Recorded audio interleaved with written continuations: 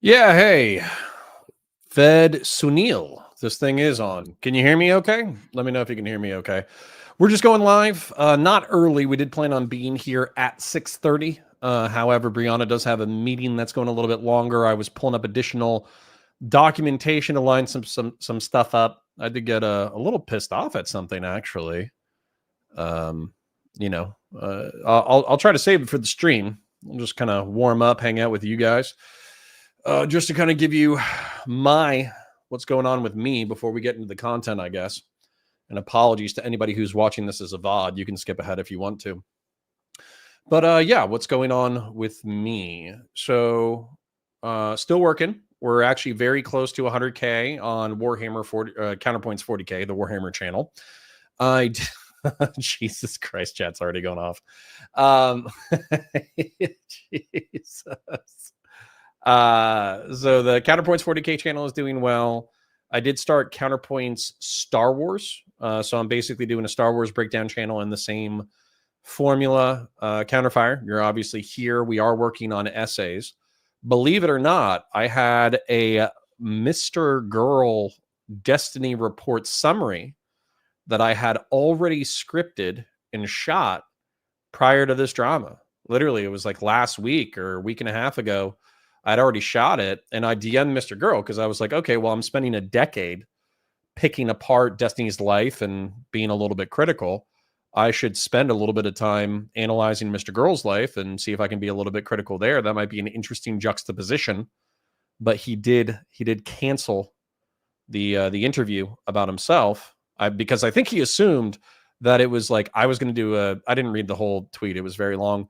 But I think he assumed that because I was making jokes out of the current drama, he assumed that I was going to sweep in some kind of like debate thing with him, which wasn't the case. I was actually going to talk to him about him. So now I need to talk to Queeman about him because I think Queeman is the Mr. Girl documentarian.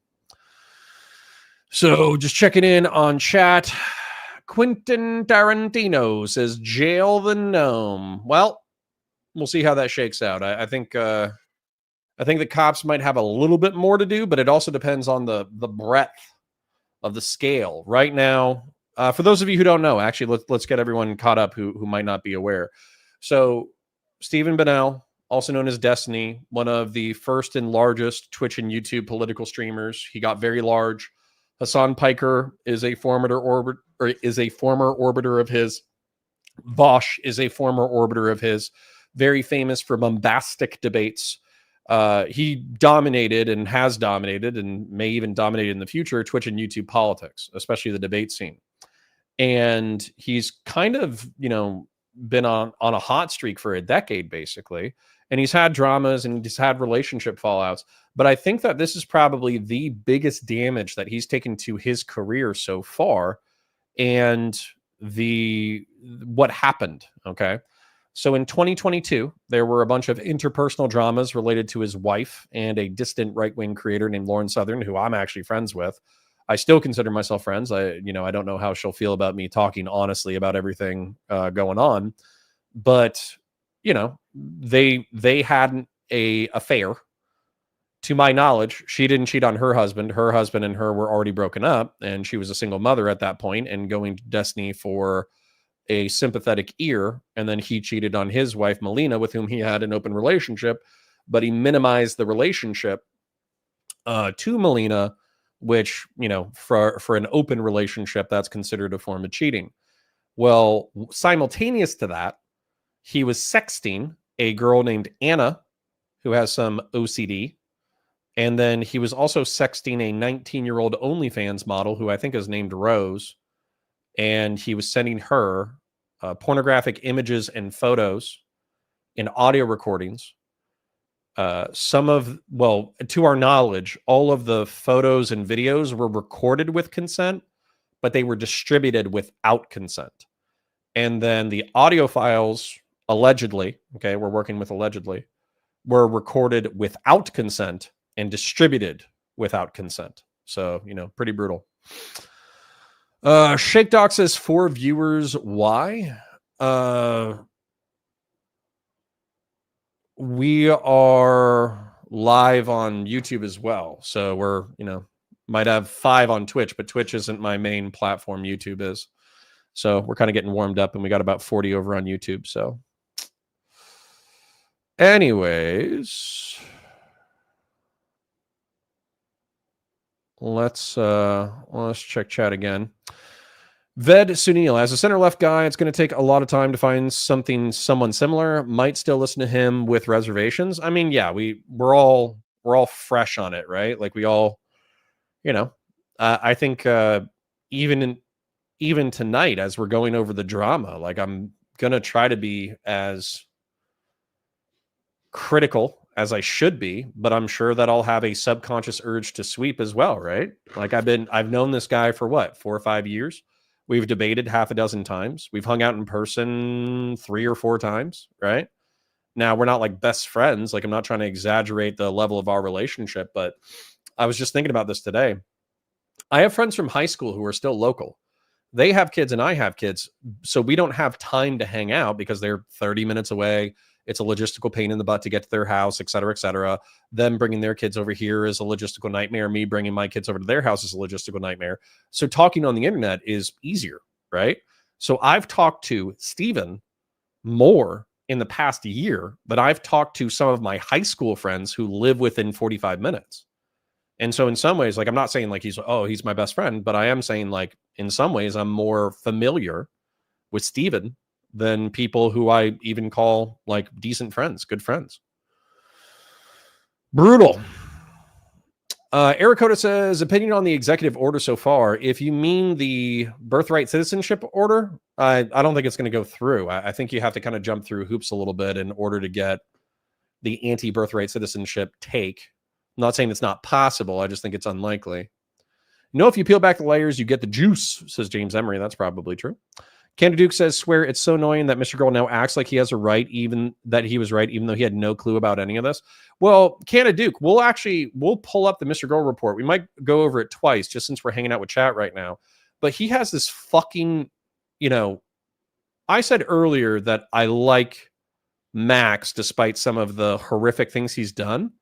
But I swear to God, this motherfucker has autism, right? He has this tweet here about Ukrainian Anna, where he's basically excoriating her for working with Destiny and kind of like taking a shot at him. And you can tell that this post has like a fuckload of ego in it. And it's like, yeah, Anna was sympathetic and more sympathetic to Steven, a guy who got local volunteers in her community who is currently at war, by the way. Like, you can go on her profile and just watch her in her apartment getting like rocket artillery striked. And DGG funded tens of thousands of dollars for equipment for the local militia. What matters more, Max? Your fucking beef with Ukrainian Anna or the fucking war? Like, of course she's going to prioritize the war, you fucking... I'm trying not to get too angry. But this is like a mind-numbingly retarded fucking take. And you can tell that he's up his own ass about it. Right? So in light of recent events, I will be doing a special emergency episode of my call-in show called Mr. Girl Hotline, I Told You So. It's like, bro, I thought, I don't hold streamers to any high, any high level of behavior, but we're pretending that we care about the victims. We're pretending that we care about like the morality and the principles and the abuse and all that kind of shit. And then here's this motherfucker. He's got like a thumbnail that he shot with his arms up like this with sunglasses on saying, I'm right. It's like, motherfucker, like, are you upset and disgusted by sex abuse, or are you jerking off your own ego because you feel like things are breaking your way after a long time of you being excoriated? I think we all know what it actually is, which is he's proud. He's happy. Yuki Ishigo says, hey, really quick, Connor. If you want to talk to the best Mr. Girl experts, me and Emery are live now. We are behind Smeth, probably the best Mr. Girl experts. You can always come on and talk to us about Max. Well, yeah, Yuki, if you want to DM me on Twitter or Discord, I kind of got to go with Queeman if he accepts it, just because he cites himself as like the #1 Mr. Girl fan. But yeah, I need somebody to check my lore. Bum #1 says that CounterFire horse folder when Common non-Christian degenerate L. True, Arakota. Yeah, people don't like my cultural Christian takes where I basically say that Destiny needs to rip up his entire moral system and start from fucking scratch. And as a matter of fact, we do have some tweets or some DMs from not DMs. We have some off-stream chat from Destiny basically saying like, "Oh guys, I already fixed this. I got on Vyvanse. Don't worry about it. I won't be a gooner ever again. I will never hurt another person ever again because I'm on Vyvanse now." Days, yeah, good to see you. The drama space is eating real good this week, man. They're gonna make tens of thousands of dollars off of this shit. All of you lefties should go over to Andrew Wilson. No, lol. Christian nationalism, no, thank you. We should talk on stream again sometime. I've really been into the executive order that makes cartel terror orgs, and I believe that puts a lot of Americans in danger. I mean, it does. Held suspected cartel members shot at hikers near the border today. Yeah, I mean, it does. But if, what? Did you think that going to war with the cartels was going to be writing papers? Did you think that it was going to be poems on Twitter? Yeah, we all know 40 viewer orbiters don't need to bother. Well, Shake Doc, we're at 80 right now, so I would like to think of myself as a 50 to 150 viewer Andy. Speaking of which, we're going to start going live on Saturday. Obviously, a huge part of live streaming is consistency, and I just have none, right? We missed almost all of December because Brianna and I were busy. And then half the time that we're doing CounterFire, Brianna and I have our own separate things going on. And so we have to do it Wednesday or Thursday. So it's not consistent even during the week. So I was hoping to start doing Saturday relatively consistently. The wife is down with the plan because she wants money. She wants money so she can go to Disney. So I might become a wage slave for y'all on Saturdays. KOE says, at Counter, Trump just declassified the JFK, RFK, and MLK files a few hours ago. Well, tell me what's up with them then, if you get any details. I did see Alex Jones post something a week ago or so, effectively saying that, who was it? Lyndon B. Johnson killed JFK. That's what I heard. So I don't know if that's true. Ved Sunil says Sherry's allegations are not yet substantiated. And by the way, to the 90 people coming in or whatever, welcome aboard. We're just getting a little warmed up. Brianna's in a meeting that's running a little late, so I'm just kind of hanging out with chat, talking to him, going over random chats and all that kind of stuff. So if we will read Pixie's Substack. I'm sure that Brianna and we both worked with Pixie. I'm sure we'll have something to say about Pixie. We are going to go over some of the Mr. Girl report because I just read it. I just watched it, and I didn't read it, but I just watched Chud Logic stuff and took a whole bunch of notes on it just 2 weeks ago. We will be checking out Mr. Girl's celebration on Twitter because I think that he's actually doing something pretty fucked up right now. Then we're going to check out Destiny's response in offline chat that I would say is not great. It's the best way to put it. So Ved Sunil says Sherry's allegations are not yet substantiated, right? So this is true. However, she said that 2 people contacted her. They had audio recordings of her. They recognized her voice because they knew her as a mutual. When they found out that Stephen had passed around non-consensual materials, they contacted her. She says that she verified that it was her, and she says that she filed a police report. Now, whether or not she has any intent to prosecute, whether or not she follows through on that, no idea, right? Checking the statutes, I actually was trying to figure that out on Twitter. The closest thing that anybody could find, in my opinion, was the non-consensual recordings thing. And if you do that, it can technically be a 3rd-degree felony. But again, bear in mind what is chargeable versus what is actually charged, what is chargeable versus what actually goes to court. There's oftentimes a disparity between that.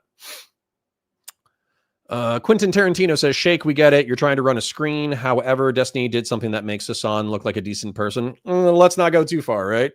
Hassan was just apologizing for Israeli and rich people rapes like 6 months ago.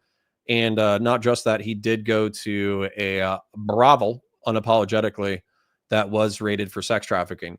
And by the way, I'm not saying that's what Steven did isn't worse. What Steven did probably is worse. However, just because Steven did something horrible doesn't mean that Hassan isn't a massive piece of shit. Joe Vasquez says, lol, just because Destiny effed up doesn't mean Mr. Girl is retroactively correct on anything. Well, we'll go over that tonight, believe it or not. So if you do hang out with us, I understand that some of y'all might have already covered this a few times before, but maybe I'll just bring that up now in a minute. Remy LeBeau says, have you ever read the manifesto? It's literally about the character of Destiny, not the victims. That's arguable. We can get into that in a second. Yeah. Is Tay still here? No idea. Taze Grove at CounterFire, we won't get the files for like 45 days. He just commanded them to release them. Ooh, nice. And then I think Brianna is here. So yeah. So I caught up with chat basically, and then I'm going to get Brianna in. The statute would start counting down the last verified date he distributed them, if I read some of the laws correctly. Yeah, well, apparently he had a live Gmail link. So I don't know. We'll figure it out. But let's bring Brianna in. Let's say hello, and then let's get into the content. Hi. How are you? I've been better. I believe it. Your volume's a little low for me, I think. Can you line it up? If I just put it a little closer to my mouth, how is that? It's okay, but I'm actually borderline wondering, is it like, can you just check your settings real quick and make sure you're hooked up to the best mic available? I'm borderline wondering if it's your lab mic right now. No, it's my, it's the right one. Okay. That just might be me. Chat, can you hear her fine? Do I need to turn her up at all? Let me know in the chat. But good evening. I think we're actually all having a very weird week. Do you want to share anything before we kind of get into it? No, let's just get into it. Sounds good. Thank you, sweetie. Okay. All right. So what I'm going to do, actually, I already kind of brought up as many documents as I thought were relevant. So I have Pixie Substack. I have the Mr. Girl report. I have Mr. Girl celebrating, I think in a kind of a gross way, on Twitter in two different ways that I think are worthy of some level of criticism, even if we keep it focused on Pixie, even if we keep it focused on Destiny. And then I have Destiny's reaction in offline chat to the backlash that he's getting right now via Nicholas Diorio.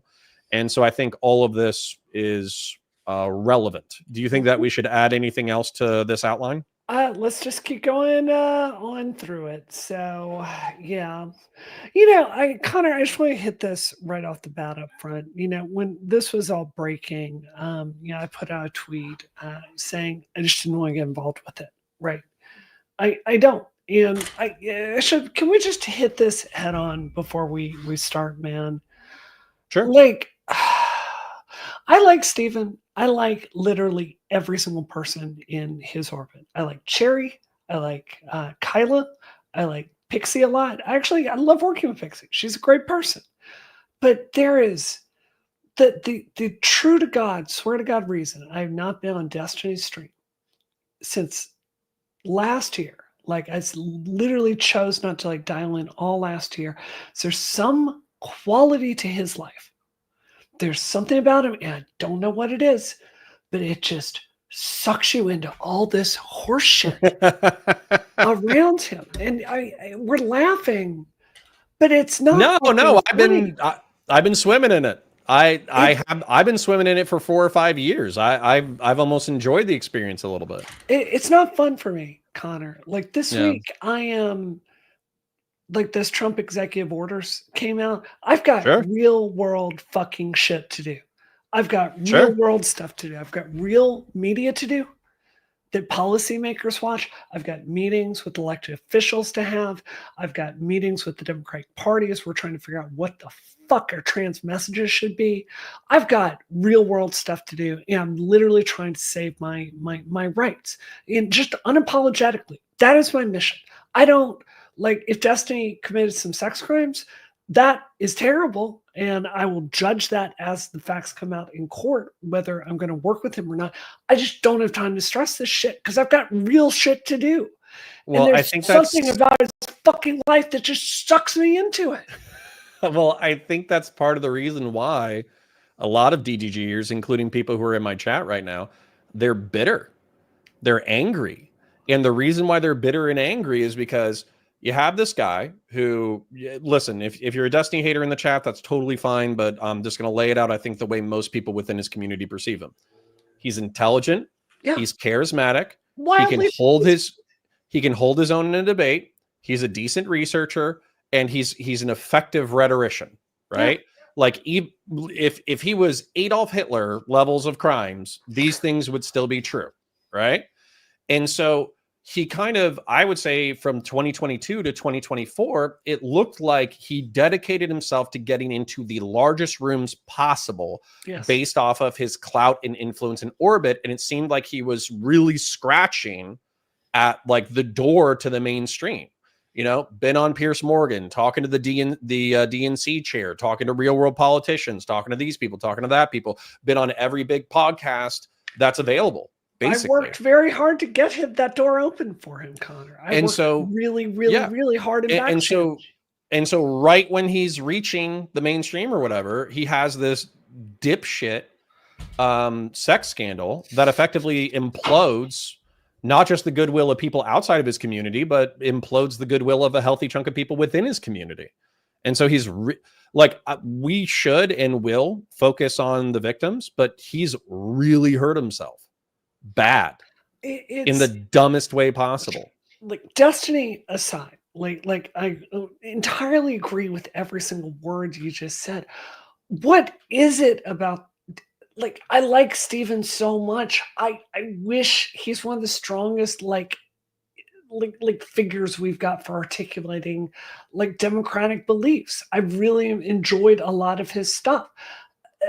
What is it about him that causes him to have so much thoughtfulness in how he engages on these issues and makes such obviously poor decisions in his personal life that affect everyone around him? Do you want me to give you a spoiler? I can give you a spoiler right now. So go ahead.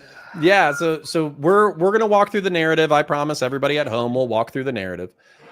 However, when I went back and looked at the Destiny report by Mr. Girl, there's an allusion to a video called "My Early Life Was Bizarre." And this is Destiny talking about his early life. And in that video, he talks about how he was raised by his parents, I think in Omaha, Nebraska.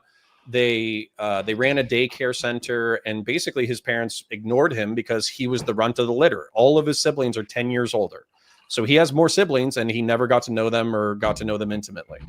Then he was ignored for the daycare, and he talks about how he actually felt pretty bad and would sometimes go hide in the backyard or hide in the front yard, waiting to see how long his parents would take to notice that he was gone. And so to me, that borderline sounds like neglect, right? But he cites that as like, well, you know, everybody says, you know, that this was bad, but I actually credit it with giving me an incredible amount of like emotional resilience. I learned to, you know, not look to others for my sense of self-worth, right? Well, the second thing that I actually think is pretty traumatic is when he was a teenager, his parents went bankrupt. So he effectively went and lived with his grandmother on weekends in particular, and his grandmother was going senile. So she was having all sorts of issues, including messing herself, including, you know, she had this one proclivity that I think is particularly scarring, which is effectively she would adopt dogs. She would keep them for 3 to 6 months. She would make up a health issue or behavioral issue and then put them down. And over the course of 5 years, Stephen believes that his grandma, because he tried to get his parents to intervene, put down 20 dogs. And some of these dogs he cared about. And so for me, like, that's not a sweep. I'm being descriptive. I think that if he had some latent sociopathy, latent narcissism, latent whatever, those traumas absolutely fucking contributed to it. I'm personally uncomfortable psychoanalyzing him, so I don't want to do that. I hear what you're saying. Yeah. What I would say is, look, I'm a trans woman. My childhood was extremely bad, Connor. Like my family disowned me. My adopted family like threw me out like trash. Like I get trauma, but the thing is, you have to at some point address that and develop some healthy behaviors. That is our responsibility as adults. And I'm not saying I would never work with him again. Like I'm going to wait for the court case to come out, and will look at that. I think he's a decent man. I genuinely like Steven every time I've hung out with him, every time I've worked with him. He's been forthright, honest, smart, has asked incisive questions. But I'm just saying, professionally, the cost of being in this world around him is so fucking stressful. It is so fucking exhausting. And it takes it out not on me, because I'm just on the periphery, but the people that are closer to him, it is such a heavy toll. And I think I think that's part of why you're seeing so many people like step away. Like it is like a time bomb. And I don't know. You just keep rooting for this guy to learn and to make some better fucking decisions and to figure out what the fuck is going wrong. And he just hasn't. And it's just like, Well, oh, and there's people in the chat who I think are misunderstanding why I'm bringing up that story. They're like, "Oh, so this justifies him doing what he did as an adult?" No, 100% no. As a matter of fact, kind of like Brianna just said, kind of like a couple other people in chat said, no, your childhood trauma does not give you unlimited license to be a no, dickhead for the rest of your life. As a no, matter of fact, you are almost morally called. I would say you are morally culpable as soon as you identify that. Oh shit, I have horrible behaviors that are rooted in childhood trauma. It is incumbent upon you to fix those issues. Because all you're going to do if you continue to use these really bad coping strategies and these really bad behavioral issues, all you're going to do is you're going to hurt and traumatize other people with your bad behavior. which he's So no. done, which he's done And repeatedly. that's kind of what we're talking about tonight. So there's a half a dozen angry chats who are like, "Oh, you're saying that he has unlimited license?" No, absolutely not. Absolutely not. I'm giving you color for why I think this happened, which by the way, there could still be 10,000 other reasons why it happened. I'm just saying that if I'm using the Mr. Girl report as like a narrative vehicle, I would tie his emotional callousness to these events. So But yeah. I want to be really clear about something else, Connor. Yeah, the New York Times has not written a fucking story about Destiny with two sources. The Washington Post has not written a story about Destiny with multiple sources. I've not seen a CNN story about this where an actual fucking reporter went out and looked at this and substantiated it. What I've got is a bunch of stuff, like there's something from Pixie. I know Pixie. Pixie is actually someone I really care about. I talk to her all the time. I work with her. If I'm hiring for a project, Pixie is one of the first people I call because she's really easy to work with and really fun to work with and has a shitload of talent. I really care about Pixie. I do. I'm I don't have kids, and one of the ways I manifest like that energy is I try to help younger women like get a start in their career. And I'm proud of like how I've helped Pixie develop professional skills. I'm really genuinely proud of that. But at the same time, it's like, so I know if she's saying stuff, it's true because I know her and I can make that assessment. All the rest of this, I just don't know these people. A journalist hasn't vetted it out. I've read the documents. I saw none of this firsthand. And it is the most reasonable fucking thing in the world if a reporter has not looked at this to go, you know what? I'm just going to hold back and wait for a court case and wait for some facts to come out. I might be a little bit more judgmental. Go Maybe ahead, I'll be a little bit, but I'll cite the reasons as we please. go. So, are you ready to do Pixie's Substack? I have not seen it, so walk me through it. Okay. So I'm going to go to the share screen. I'm going to present. I'm going to pick this up, and I'm just narrating this because I want you guys to not be lonely without my beautiful voice. And then let me add this. Okay, cool. Chat, sorry if you can't see it perfectly, but I will be reading it aloud anyways. And just pause me intermittently, and I'll pause myself intermittently. So this is Pixie. This is a young lady that... Hold on, just want to pause. Sure. The question in the chat, do I believe Pixie or not? Yeah, I believe Pixie 100%. I know her. So just stop with this bullshit. I'm really not in the mood tonight. Well, okay? and by the way, I believe Pixie too. I think Destiny believes Pixie. I think Erudite believes Pixie. Yeah. So I think everybody in the scenario believes Pixie. So yeah. Anyways, continuing. So Pixie writes, we're going to let her narrate, and then if we want to add color based off of our perspectives, we will. I will be suing Stephen Kenneth Bonnell II. That is Destiny's name. On November 29th, I learned that the streamer Destiny had non-consensually shared pornographic content of me online. My dignity, peace of mind, and hopes for the future were stripped away in a mere matter of seconds following the betrayal of someone I previously trusted. I am at least the third person he has done this to. I hope to be the last. I will not be commenting on the experience of the other women he has hurt, as it is not my place or story to tell. I think that's pretty stinking mature. Just for the sake of color, I believe that I don't know the third person. I believe the second person who is alleged is Destiny's ex-wife, Melina. So, I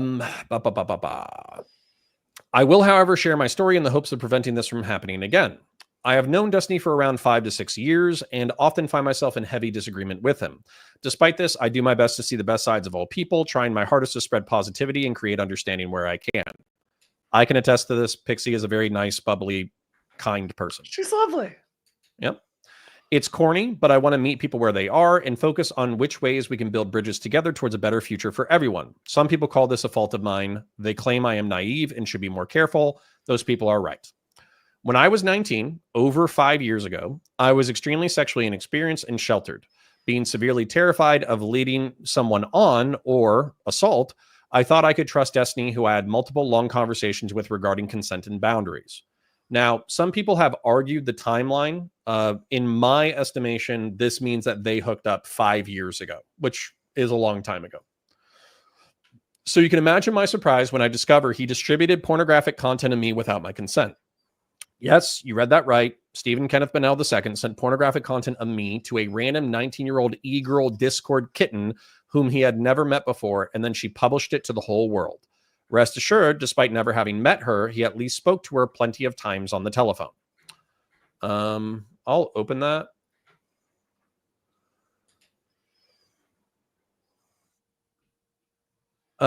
Basically, it's just a DM from him saying that he talked to her several times. I think that's actually sarcastic. She's saying that, like, his sense of intimacy with this random person is misplaced. Yeah. Of course, this is what he says happened. I think it is just as likely that he used her as a proxy to wildly distribute the material while claiming deniability.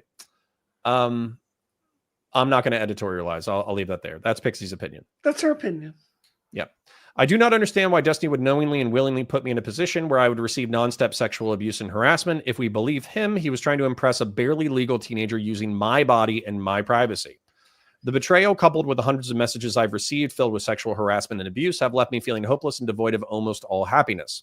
The only thing that has kept me going is the hope that I can bring this man to justice and have him face legal consequences for his actions. For the past month, I have been speaking to lawyers about my situation and what to do, and have decided that this is the best course of action. I will be suing him for violation of U.S. Federal Code 15 U.S.C. 6851, civil action related to disclosure of intimate images, and for publication of private facts in Florida. I will be seeking emotional and punitive damages for his actions. Do you have any commentary so far? Nope. Let's just let her say her piece. Okay. I've been told that a court case like this could potentially cost over tens of thousands of dollars. I am terrified. I mean, this guy talks about potentially suing Hassan Piker as if for fun, and Hassan actually has the resources to defend himself. I cannot imagine what he might try to do to me in the process. Sometimes I wonder if he does this as an intimidation tactic. I wonder if he is purposely trying to put fear into my heart when he casually talks about throwing money into a lawsuit with a multimillionaire who can fight back, as if it's an indirect flaunt warning over his capability of outspending me in whatever legal case I throw at him. At the request of my friends, I have been encouraged to link my Give, Send, Go regarding this case in hopes that we can raise enough for me to legally succeed. She links it. Whoever the next quote-unquote Joe Rogan of the left is, it cannot be someone that crosses sexual boundaries, violates consent, and puts women's well-being and safety at risk. It cannot be someone who puts women in positions where they will be sexually abused and harassed. It concerns me that Destiny has been interviewing potential DNC chair candidates such as Marianne Williamson or Martin O'Malley, who have no idea of what he's done. As time passes and he tries to position himself to have interviews with increasingly powerful figures such as Zelensky, President Zelensky of Ukraine, I can't help be filled with fear that Destiny might continue to succeed despite facing no repercussions for his actions.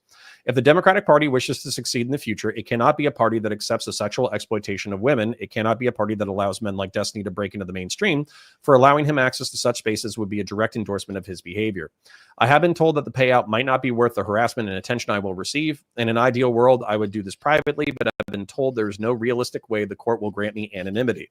This means my only option is public. I've been told by a variety of people to not go public. I've been told by some people that Stephen really does feel sorry, but I am not inclined to believe them, especially taking into consideration his actions regarding me.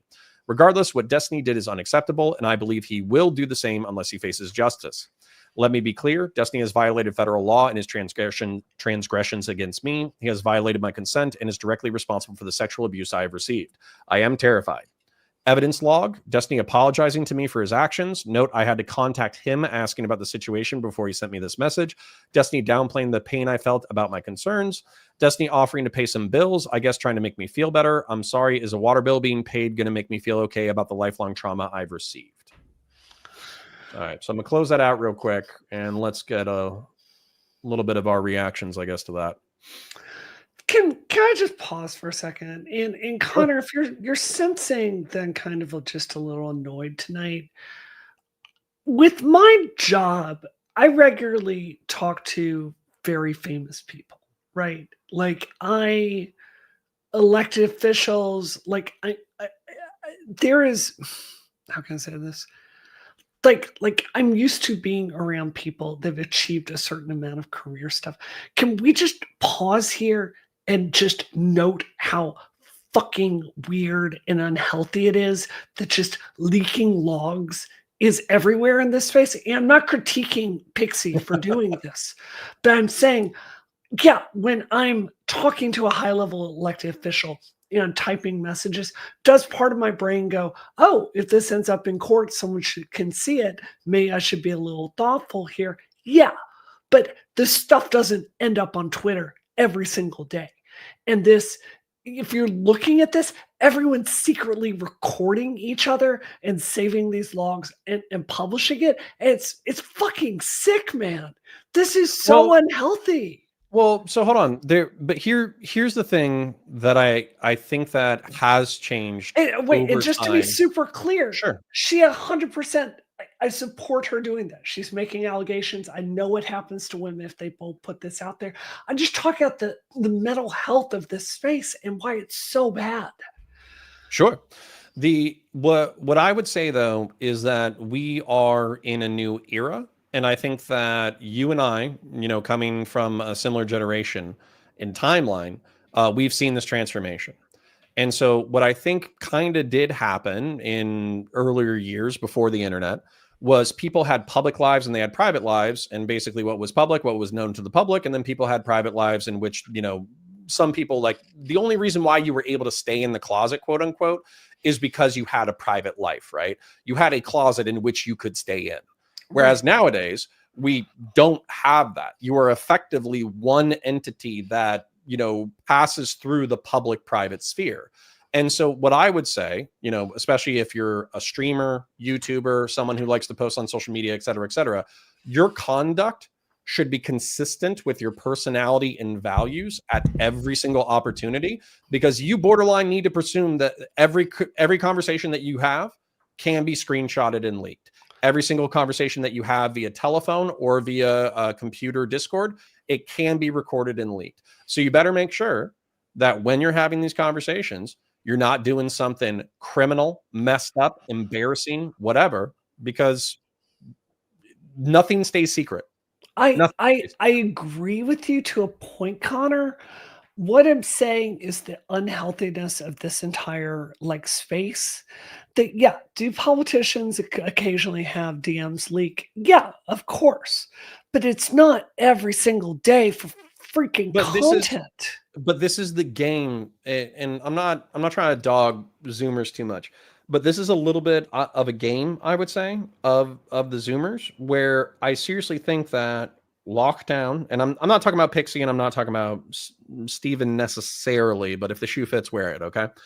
I think that a lot of sex and social games are played online, and so it's fun, right? It's like the perpetuation of high school. This person likes this person. This person doesn't like this person. They're talking shit about each other in this DM while they're pretending to be friends in this DM. This person has pictures of this person's feet and vagina and boobs and face and all that kind of stuff. And so as a result, you get to play, like in high school in particular, a lot of people, there were politics in high school, right? There were cliques, there were groups, there was a social ladder to climb, and there was different ways that different people valued each other. Well, the internet has effectively perpetuated high school into the digital realm as long as you want it.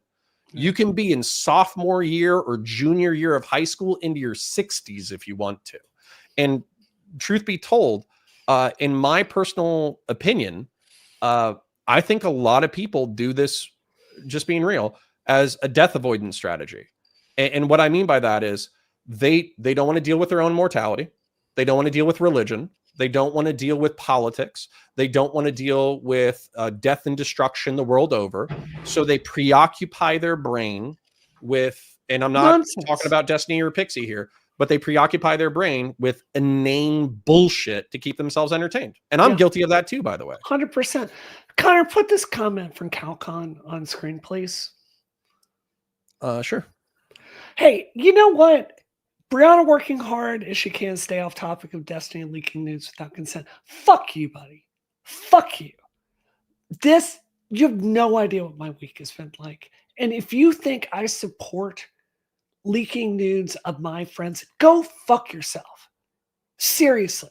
We're here having a discussion, and we'll get to the parts that you want when I fucking want to. Okay? So you can fucking act like an adult and let us have our conversation, and we'll get to that when I want. Is that okay with you, buddy? Thank you. Yeah, or you can fuck off to another chat. That's another option. Yeah, you can also just go the fuck away. So the next thing that I wanted to hit, okay, and actually, I do need to pull up Sherry. Can you boot this fucker from the chat, please? Thank you. Yeah, sure. Great. So listen, we all get one guide. One guide is what we do. I'm gonna pull up Sherry real quick as well, because I think it is relevant. So when it comes to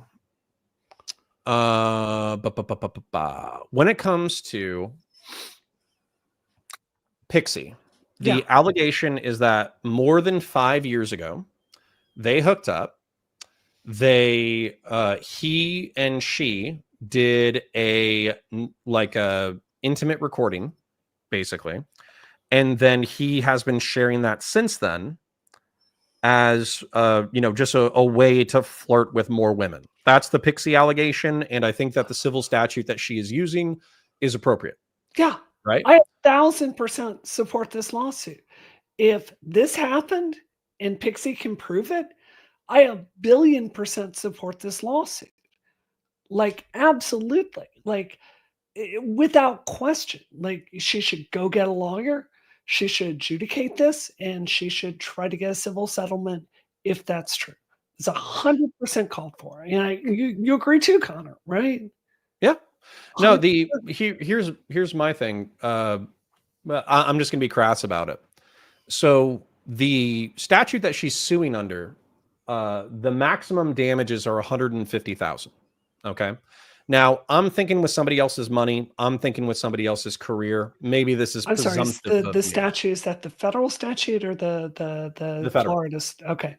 So this is the federal civil statute. Okay. Okay. Now, whether or not you can get more damages or something like that, it says something about liquidated damages. I wish Pisco was here to weigh in on it, but I don't understand all the terminology. But it basically says that liquidated damages are payable out at a maximum of $150,000 or something like that. Okay. I'm pretty sure that based off of Steven's numbers, based off of his members, based off of this, based off of that, I'm pretty sure that is approximately or even less than a month's worth of income. Yeah. Right. And so if that is, if I'm off, I'm off. But I've heard that anything else does really well. He obviously gets a lot of ad revenue. He obviously gets a lot of post-recorded views. I don't think it would take him particularly long to find that cash. Right. No, of course not. And so as an apology for saying, you were my friend, I violated your trust, I leaked content of you, and you have had to suffer for months as a result, I think that would be an appropriate conciliatory apology. And if they don't want to be friends after that, that's totally fine. But instead, we're going this route where the sides are entrenching themselves. And, as a result, we're having this friction and this public implosion. But I mean, let's get back to the core thing here is messages were leaked about Pixie without her consent to Sunday, who is a piece of absolute human. Oh, he's such an asshole. And I will be happy to bring up why he's an asshole momentarily. Sure. But I'm just saying, like, Pixie. Oh, it's not like she chose to do this publicly in this moment, right? Like what happened? Yes, President Sunday. Mr. Bombastic is asking Sunday like President Sunday. Yes, President Sunday leaked this entire scenario against Pixie's wishes, blew it open, which I'll just say it now. The people at home who have been tracking this field for a long time, you'll remember that President Sunday excoriated Max Carson for hours. It might have been 2 hours where he basically called Max Carson a manipulative, predatory piece of garbage for violating Anna Voir's consent in order to publish the Mr. Girl report. And so it's kind of insane. Like he can take his, sociopathic anti-Destiny energy and he can take his little W and go home or whatever. But he did the exact thing that he annihilated Max Carson for a year and a half ago, which is insane. But I'm sure he'll have his justifications. So here's the second thing. And to be honest, this is kind of where things changed for me, right? I think we're all a little bit, I'll admit it. I'll just speak for me. I'm a little uncomfortable, right? And the reason why is because I've been friendly with Steven for several years. We've done multiple debates. We worked with PV together. I've met him in person multiple times. I've been down to the Miami studio a couple of times. Like we didn't shoot any content down there, but we hung out a few times down there. And in all, I've had pleasant experiences. That doesn't mean everybody's had pleasant experiences. That just means I have, right? And so when somebody comes out and they say, hey, did you know the guy that you like is actually a dirtbag who did something unbelievably messed up? My reflex was to make light of the situation and joke about it because frankly, Destiny's been through a series of dramas before and they have involved sex and they have involved people's hurt feelings. But this is where my calculation or my evaluation changes, right? So Sherry says, today I was made aware of an intimate audio recording taken of me without my consent. That was also shared without my consent. I'm upset right now and I'm going to give myself time to process. Now, I'm not going to find it immediately, but Sherry, I believe, alleged that this happened in 2023. And so I do have like callous and rude things to say, in regards to the timeline. However, when it comes to that simply, that she was recorded without her consent, and then that those recordings were used for sexual gratification and then spread without her consent, that the reason why that's such a huge violation to me is because in this sphere, consent, like with progressive and liberal sex, consent is like all they talk about. It's all they talk about is consent. Yeah. I have another 3-minute rant, but I'm going to save you from it. No. Go ahead, Connor. I mean, my thought is very straightforward. It's the exact same as Pixie. If she's got evidence of this, I 100% her bringing a lawsuit forward and proving it in court. And, Stephen can face the consequences of his actions, like determined by judge and jury, right? 100%. Like if you've got a case, I welcome you bringing it. And this is where it does get a little bit weird. Okay. So when it comes to the criminal statutes, because I was researching this on Twitter as best I could with other people who were linking me statutes. So when it comes to video voyeurism, okay, the reason why this doesn't seem to work for me is because this statute talks about a person who secretly records another person, but it's almost as if like that person is like outside of the domicile, or they set up a camera in order to record and all that kind of stuff. And the statutes keep saying image and video over and over and over again. And there was not an image or video generated in this situation, as far as I know. It was an audio recording. And so the voyeurism statute, I don't think applies. Then when it comes to the Florida state statute about cyber sexual harassment, again, like a state attorney is welcome to educate me. But with the cyber sexual harassment, the statute actually does stipulate that there was either some level of recklessness or there was some level of intent to leak it to other parties in order to harass the person who was recorded. And I think that's difficult if you're having private communiques where this is done and it's effectively done for like let's say like a lascivious motivation, right? So these two criminal statutes don't apply. Now, maybe there's a federal statute that applies, but I don't know about it. The closest that we could get was the audio recording somebody without their consent, which is a 3rd-degree felony, but I think that is going to be fought out in a court, right? Yeah. And that's if she chooses to prosecute. She said that she filed a police report, but if there's a little signature line where it says do intend to prosecute and don't intend to prosecute. If she's just making a report and she doesn't intend to prosecute, if she doesn't plan on going to a court, if she doesn't plan on testifying, that's a piece of paper that's going to get filed and it's not going to go anywhere. Yeah. Right. When it comes to the civil suit as well, a lot of the civil statutes that I was seeing had to do with video and images, and they didn't have audio recordings.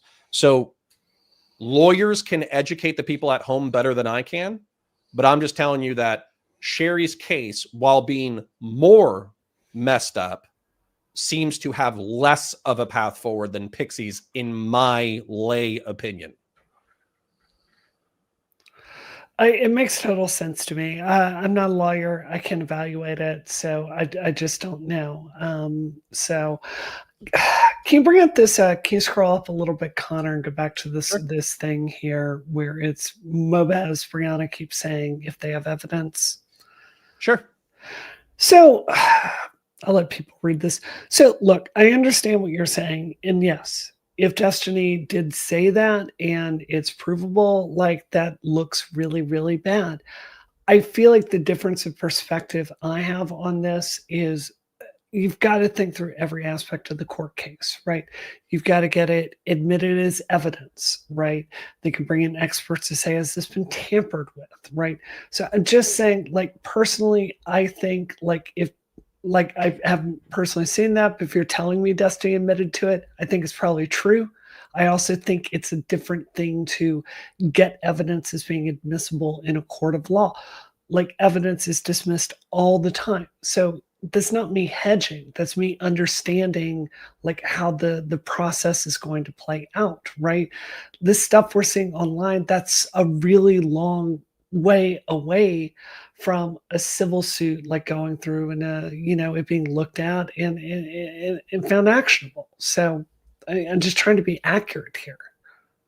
Yeah, so I'm going to address one because why not? Brianna put the entire wagon behind Destiny. There is no other option but to keep a tiny, but being a tiny drone, laugh my ass off. Okay. What the fuck are you talking about? Right. Pie, you fucking moron. Okay. So number one, my most successful YouTube channel is Warhammer, not this. Okay. Number two, I love politics. I'm going to do it with or without Destiny. Number three, Brianna hasn't worked with PV since like what, December of 2023? Yeah. And then whatever interactions that you've had have been probably on stream or a few DMs. Yeah. So pretending that Brianna is a Destiny orbiter, I would admit that I'm a Destiny orbiter.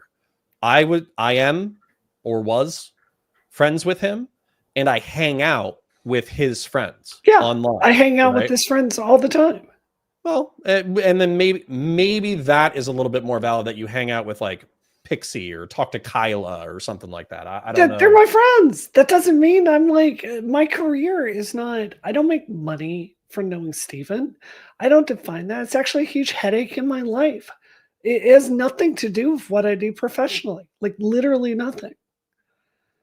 Yeah. Oh wait. So hold on. So Morbla says, yeah, like, both of you I don't sleeping, need Destiny to like be well known.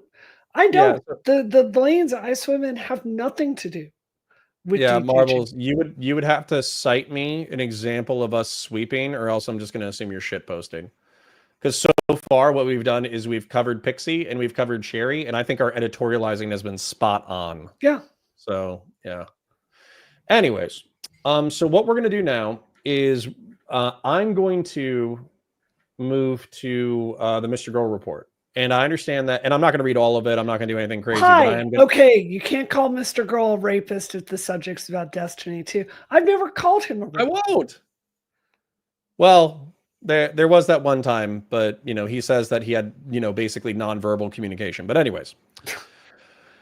Do I personally have the opinion he's a pedophile? Yes, I have that opinion, but I'm not going to say. All right, let's not make it more complicated than it needs to be, okay? So, all right. So, Mr. Girl, also known as Max Carson, has been... Okay, I'm sorry. I'm just feral tonight, Connor. Put this up from Paul. Put this up from Paul. Pie? Paul Aris, that comment about Kyla. Oh, how long you'll think it'll be till we find out that Kyla is married, and this is not fucking funny. Okay, if you're married, like women just fucking exist, and we've got lives and husbands and relationships, and just because we know men does not mean we're fucking them. This is such an inappropriate comment about Kyla. It's disgusting. It's not funny. I don't know why people do this. Just fucking stop. It's obnoxious. It makes you a creep and the biggest asshole on earth. Well, hold on. So sorry, we addressed Sherry, Mr. Girl. So chat, you're distracting me. Stop it. No, okay, no, Paul. See, dude, this is why you guys are dumb. Yeah, you're dumb. Okay. You're really dumb. I'm not. I'll get one guy. Your dad is going to take care of this one. Thank you. Okay. Sorry, that just almost gave me a stroke. So, okay. So let's run through this, because I think this is actually a decent narrative and chronological frame with which to address it. So this isn't happening in a vacuum, right? And I think part of the reason why this is hitting the way that it is right now is because about a year and a half ago, it might be 2 years ago now, I think it was actually the end of 2023, Mr. Girl, also known as Max Carson, and Destiny, they'd previously been friends, they had a split, right? And Max took a variety of issues with Steven. The primary ones that he cited was he felt like he was platforming Nick Fuentes irresponsibly. And then also he felt like he had inappropriate relationships with his orbiters. So that is the main things, right? And in the report, there's actually the beginning of the summary. I have it on a sticky note because I had it on a Google Drive, but I don't want to expose my Google Drive to 220 people. So here are the things, and I would actually like to walk down the allegations of the report and I'm going to give my opinion. And if you want to give your opinion, do so as well. So the first allegation by Mr. Girl in the report is that Destiny has unequal sexual partnerships. What do you think about that sentence? I have long agreed with Kyla that I think women should be free to make choices and also stand by those decisions. And I think treating women like we're somehow unable to consent is belittling. And I think the next consequence of that is like, what, women can't sign contracts for credit cards because it's too scary for us. Yeah. I think it's just this reasoning chain. Like, is there a discussion in the workplace we need to have about power dynamics? Yeah. And, if I work at a company, do I think there should be HR policies about senior people sleeping with junior people? Yeah, that makes sense. But let's be really clear here. Like, look at what Lav did, where she did everything she could to go fuck Destiny, right? There are a lot of like girls out there that see Destiny who is devastated. He's really cute in person. Although, hold on. Really cute. So yeah. Lav is still following me on Twitter despite several of the people blocking me or muting me. Well, I guess I don't know about a mute, but several people have blocked me, or at least Sherry blocked me. Sure. With Lav, I think that she would want it specified that, and this is gross, but it's not gross. It's weird that I have to be this pedantic, but anyways, he gave her oral, but they did not have genital to genital sex. Okay. The reason why I bring this up is because every time that it's brought up that she had sex with Destiny, she corrects it to that. I don't care. That's fine. My point is women can make decisions to like this is not the first generation to go fuck a star, right? In this case, it's a she contacted Destiny I don't because of the Anne of War drama. Which is interesting, right? Because the Anne of War drama, people were criticizing Steven even at the time, is effectively that Anne of War had a form of OCD. Destiny flirted with her and hooked up with her, dipped out. She was not liking how callous and cold he was. And then they bounced off of each other for like 2 or 3 years, effectively ripping each other apart. Mm-hmm. And almost everyone in Steven's life said, you're a fucking moron for entertaining this relationship. Dan said that. I think Kyla said that. I think I said that. I think Chud Logic said that. I don't know if you ever said that or were even aware. I honestly don't know this Anna stuff. I haven't followed it. I don't know anything about it. Well, sure. But the point is that like the reason why people are sometimes attracted to Destiny is because of the lascivious drama, right? It's because of the sex. It's because of the drama. It's because of the fights. It's because of the stream blowouts. I don't think that's it. I think you don't understand this because you're not into men. So maybe. let me. This is my point of view. So when you see Steven in person, he has a magnetism. Like some people are just. Oh, he's charismatic. He's very charismatic, and he has a way of listening where it feels like he's really, really listening. And it's attractive. So I don't know. I think that is, it's very easy for me to see why younger women would see that and would want to reach out to him. Like I'm sorry, like some women just want to go fuck famous people. Like this is just something that people do. This is not the first generation to have that tendency. So my main point here is like, I think women have the right to go make bad choices and regret them. So I'm not really believing this power imbalance idea on Twitch. If someone's an adult, yeah, like I think that they can make their choices and live with the responsibility. I mean, you don't fuck around in Twitch. I certainly don't. Listen. Yeah. Being real, I said as much on the first day of the drama. I understand how that's callous, and Sherry probably took issue with me saying as much. However, I am sympathetic to a 19-year-old pixie. Yeah. I am less sympathetic to middle 20-year-old and 30-year-old women. Yeah. who effectively watch Steven go through drama after drama after drama after drama, and then they're like, yeah, it's my turn. Like, that's fucking bananas to me. Yeah. But anyways, so the second charge, okay? Destiny has used his audience to bully smaller creators with Demon Mama. Hold on. You're going to love these two examples. With Demon Mama and Ryan Beard cited as examples. I have my take. I want to hear your take.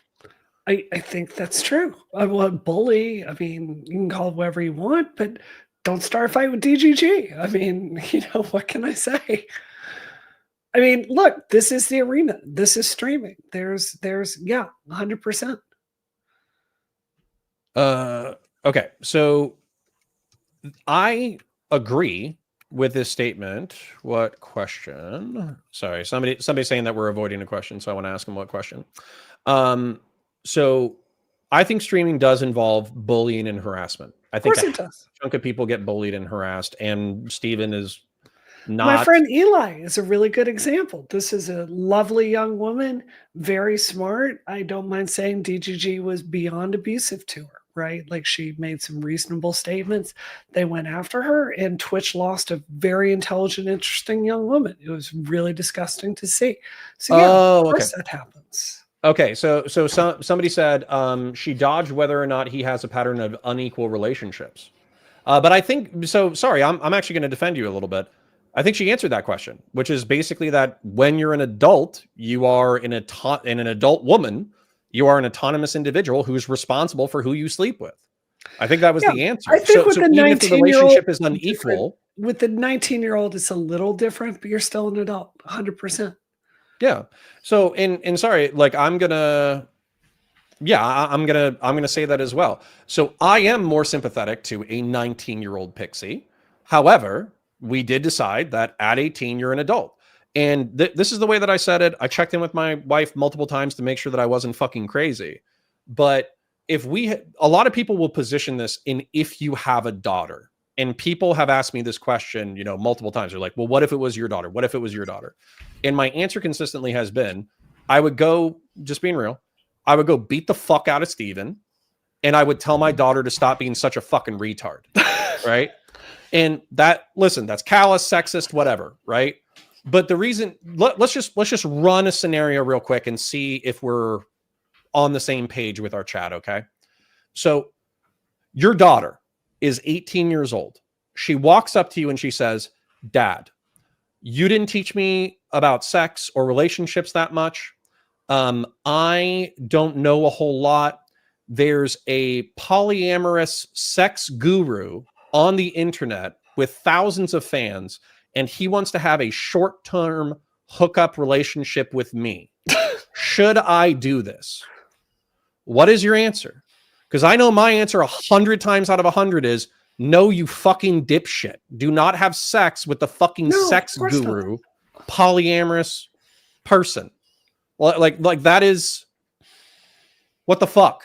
Why do I have to pretend that this is like secret knowledge? Like no, anybody with like a fucking IQ above 80 can figure this shit out.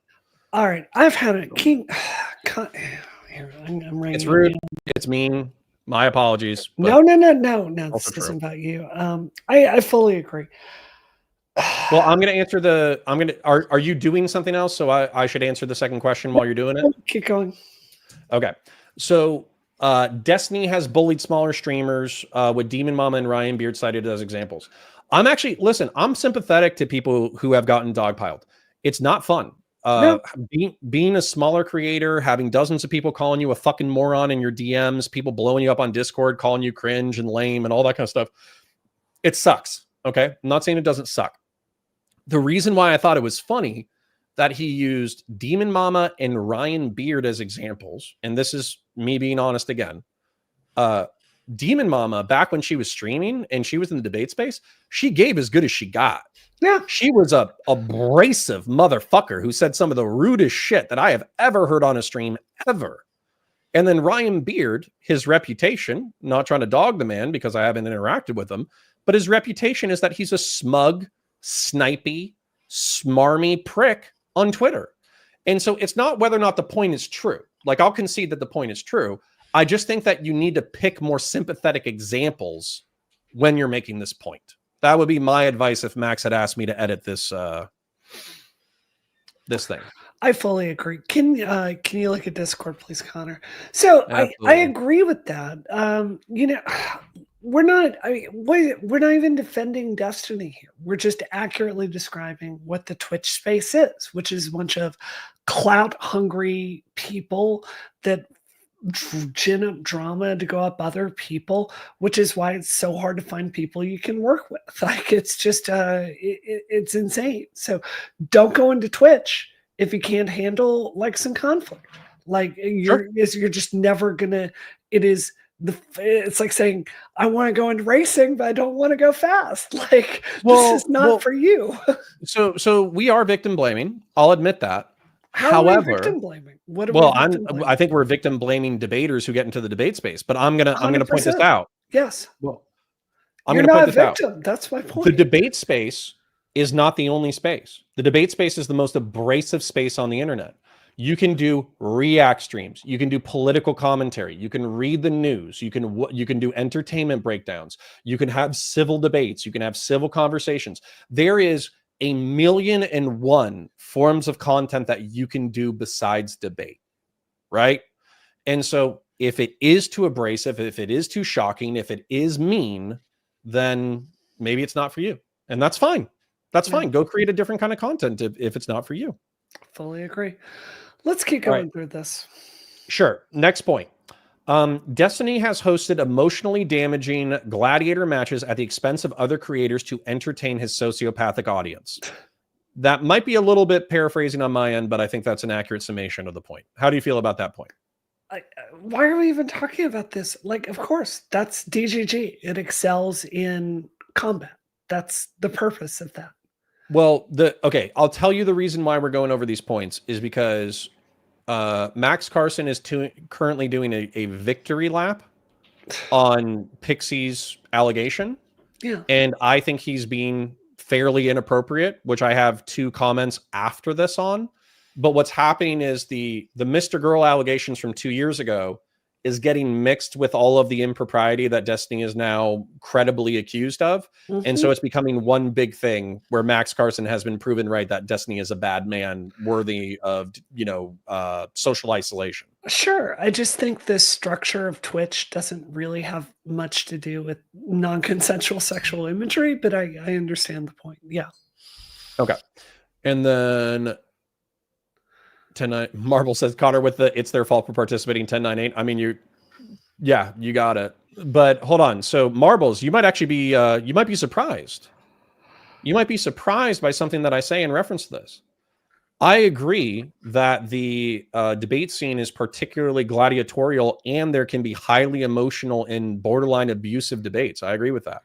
Yeah. One of the examples brought up in the Destiny report that I think is credible is Melina fighting Darius after they went to Austin, Texas, where Melina had said that Darius's dog, who was infected with parvo and on the verge of death, should be put down because Darius could not afford the care for the dog. Wow. And then Steven brought both of them on in order to debate that on stream. I'm going to tell you, in my opinion, that is psycho shit. Yeah, that's right? Over the line. That's way over the line. Anybody with like an ounce of empathy, and this actually includes all 3 because I do think all 3 of them are partially responsible. However, somebody, and Steven's the host of the show, right? I think that he should have had the maturity to understand that his wife was under an incredible amount of pressure at that time, partially because of their relationship, but also because of that drama unfolding. I think that he should have been sympathetic to Darius, who was obviously under a bunch of emotional stress. He usually is, but at the same time, they were having a really bad time. And he basically said, well, let's take this offline. And he said that once. And then after that, he kind of led a circus of them ripping themselves apart on stream. And that was actually one of the examples that I agreed with. I just flat out agreed with. I think that was some fucking crazy shit that should have never been on stream. The fuck does this have to do with the allegations? I already said what it has to do with it. Yeah. Mr. Girl's doing a victory lap, so we're checking to see whether or not the Mr. Girl report lines up with what he said. Mr. Girl report was just rambling nonsense. Like, the reason it had no saliency is because it was so badly written. No one's going to sit there and read all that. Well, Chud Logic did, and Chud Logic stated, and I think this is astute, is that it was a CDO. Do you remember what a CDO is from 2008? I don't. Okay, it's from a movie. I think it has Steve Carell and it has Ryan Gosling in it. I forget what it is. The Big Short, I think it's called. And so a CDO is a collateralized debt obligation. It's where you take a bunch of homeowners loans. You have several of them that are good. Then you mix them in with a whole bunch of, well, in this case, allegations, but in the case of a CDO, a bunch of bad loans. You sell it as a speculative investment using the good loans as an exterior front. And then you just sell it as a piece of trash. And then eventually it financially implodes. Okay. Right. And so in my opinion, and I think in Chud Logic's opinion, is that the Mr. Girl report was a CDO. There were 2 or 3 decent allegations that were worthy of criticism and analysis, but there was another dozen allegations and points that had no business being in the report at all. That makes sense. And that actually, the last one was the bullying can be so bad that people consider suicide. And Hassan Piker was used as the example. I think it's so similar to the other points, we don't need to spend any time on it. Yeah, that makes a lot of sense. All right, let's keep going. Okay. So maybe this is me sharing my distaste for something, and that this, you can just blame this on me if they're like, oh, they spent more time talking shit about Max Carson than they did anything else. Well, listen, I think this deserves a little bit of shit talking. Okay. This is Max Carson's current reaction to the drama. In light of recent events, I will be hosting a special emergency episode of my call-in show, Mr. Girl Hotline. I told you so. And he's in a tank top, or some people colloquially call this a wife beater. He has his arms up. We can see his armpits and muscles. His muscles look good. We'll admit that. And he's wearing sunglasses. I think that's fucking insane. I think that he and Lav have tried to make their entire careers about destiny like a turd hanging off a dog's ass. And it is so pathetic. It is so pathetic. Like, go do some work on your own that has meaning. And just like, there's so much criticism of destiny that it's fine. But if you're basing your entire career off of him, it's just fucking pathetic. Like, Listen. Okay. So the reason why I'm bringing this up, okay, and I promise, chat, we can refocus on Destiny and how he's a bad guy and how we should all get our pitchforks and chase him out of Miami. Okay, we'll do that in a moment. But so what people have done, a healthy chunk of people, because in the opening to this drama, I made a joke about it. I think it was funny, but it was fucked up. And if Pixie took issue with my joke, I would not hold it against her at all. If Lonerbox came back and he took issue with my joke, I wouldn't hold it against him at all. I made light of a fucked up situation. Okay, so I did. I'll just admit that. What joke is this? It was something to the effect of, I like Pixie, I like Lonerbox, and pending anything horrific, I like Destiny. However, if somebody mentioned, I think President Sunday mentioned that $1 million was mentioned at some point, and for $1 million, I will send you pictures of my junk, and I will have my wife take the picture. Which, by the way, my wife read that tweet because I was just being a dick, and she was like, yeah, that's accurate. Go ahead. So, wife approved tweet. It's a fucked up tweet. It's rude. It's callous. I will admit that fully. Okay. Yeah. But a lot of the moral frogs came after me for that tweet, and they said, oh, this is messed up. You're being so callous, and you're joking about your friend's pain, and you're being a dick during something serious. But here's the thing. In my opinion, Max Carson and Lav have led this crusade so far, and they've said, This is unbelievably fucked up. This is unforgivable. Steven's a fucking monster. He's a piece of shit. He's been abusing women for a decade and everybody swept for him. Pixie is a brave, stunning and brave champion of women's rights for doing what she's doing. And Sherry is also an incredible victim of unbelievable fucked up circumstance. These are the tweets that I'm reading, right? These are the comments and replies that I'm getting from these communities. But this is how we're going over the drama. Yeah. Right? There's no seriousness here. No. There's no acknowledgement of pain. Thank you. Thank you. It's not about Pixie or anyone else. It's fucking content. And it's a play to be relevant again. Which is why this whole thing is so disgusting. For me, though, I think it can be both, right? I think you can be passionate about something, and I think you can take the piss out of it, right? However, I do think that if you're going to keep saying like all this, like, Connor, don't joke, it's fucked up, you're joking about your friend's pain, et cetera, then you can't post that fucking picture. Okay? You can't post that picture with that fucking title, right? Connor, if this is actually about women, if this space is actually caring about women, if this discussion is actually about women, why has it been so hard to have a real conversation about the way that women are treated in the streaming space? Like, why has it been so hard for DGG to get over some of these impulses they have of how they treat women, which are frankly disturbing sometimes, because that's not as entertaining as being a sociopath and doubling down on Destiny's negative behavior. And that's not as entertaining as being a moral crusader against him, trying to get his head on a pitchfork. It's just not as entertaining. That's right. So that's right. And I spent, I took actions in private this week that I thought were the right thing to do, right? I did things that I think were helpful for this, and didn't go on Twitter and moralize everything, right? It's just, it's so fucking disgusting. Like, no one in this fucking space gives a shit about any of this. They're just trying to grow their brands because they don't have any fucking talent except like Destiny. It is so bizarre. I mean, especially Max.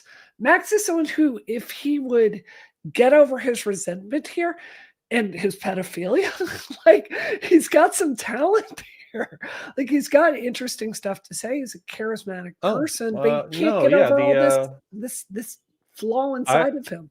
I kill pedophiles as a bot. Yeah, I agree. So guys, don't worry.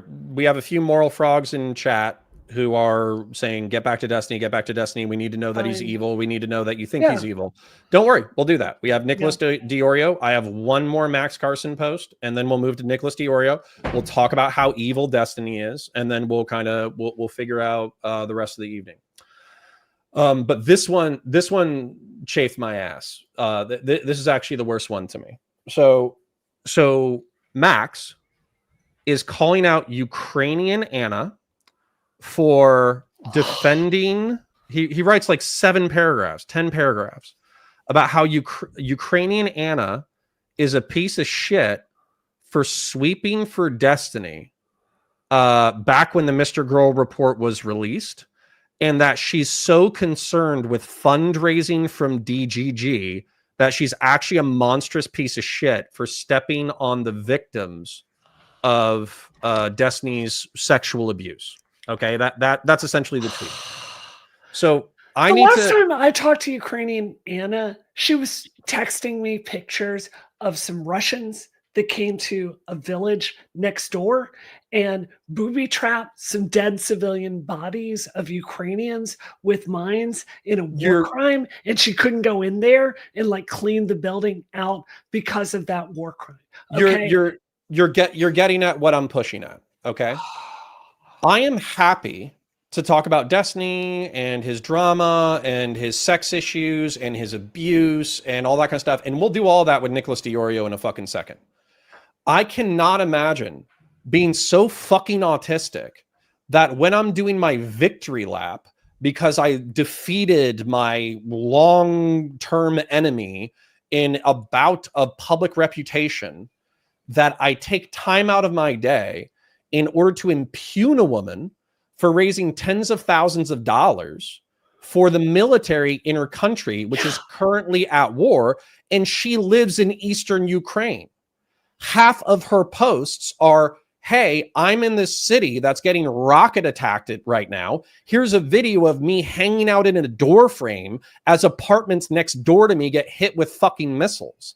Half of her posts are her walking around her city and finding slaughtered civilians.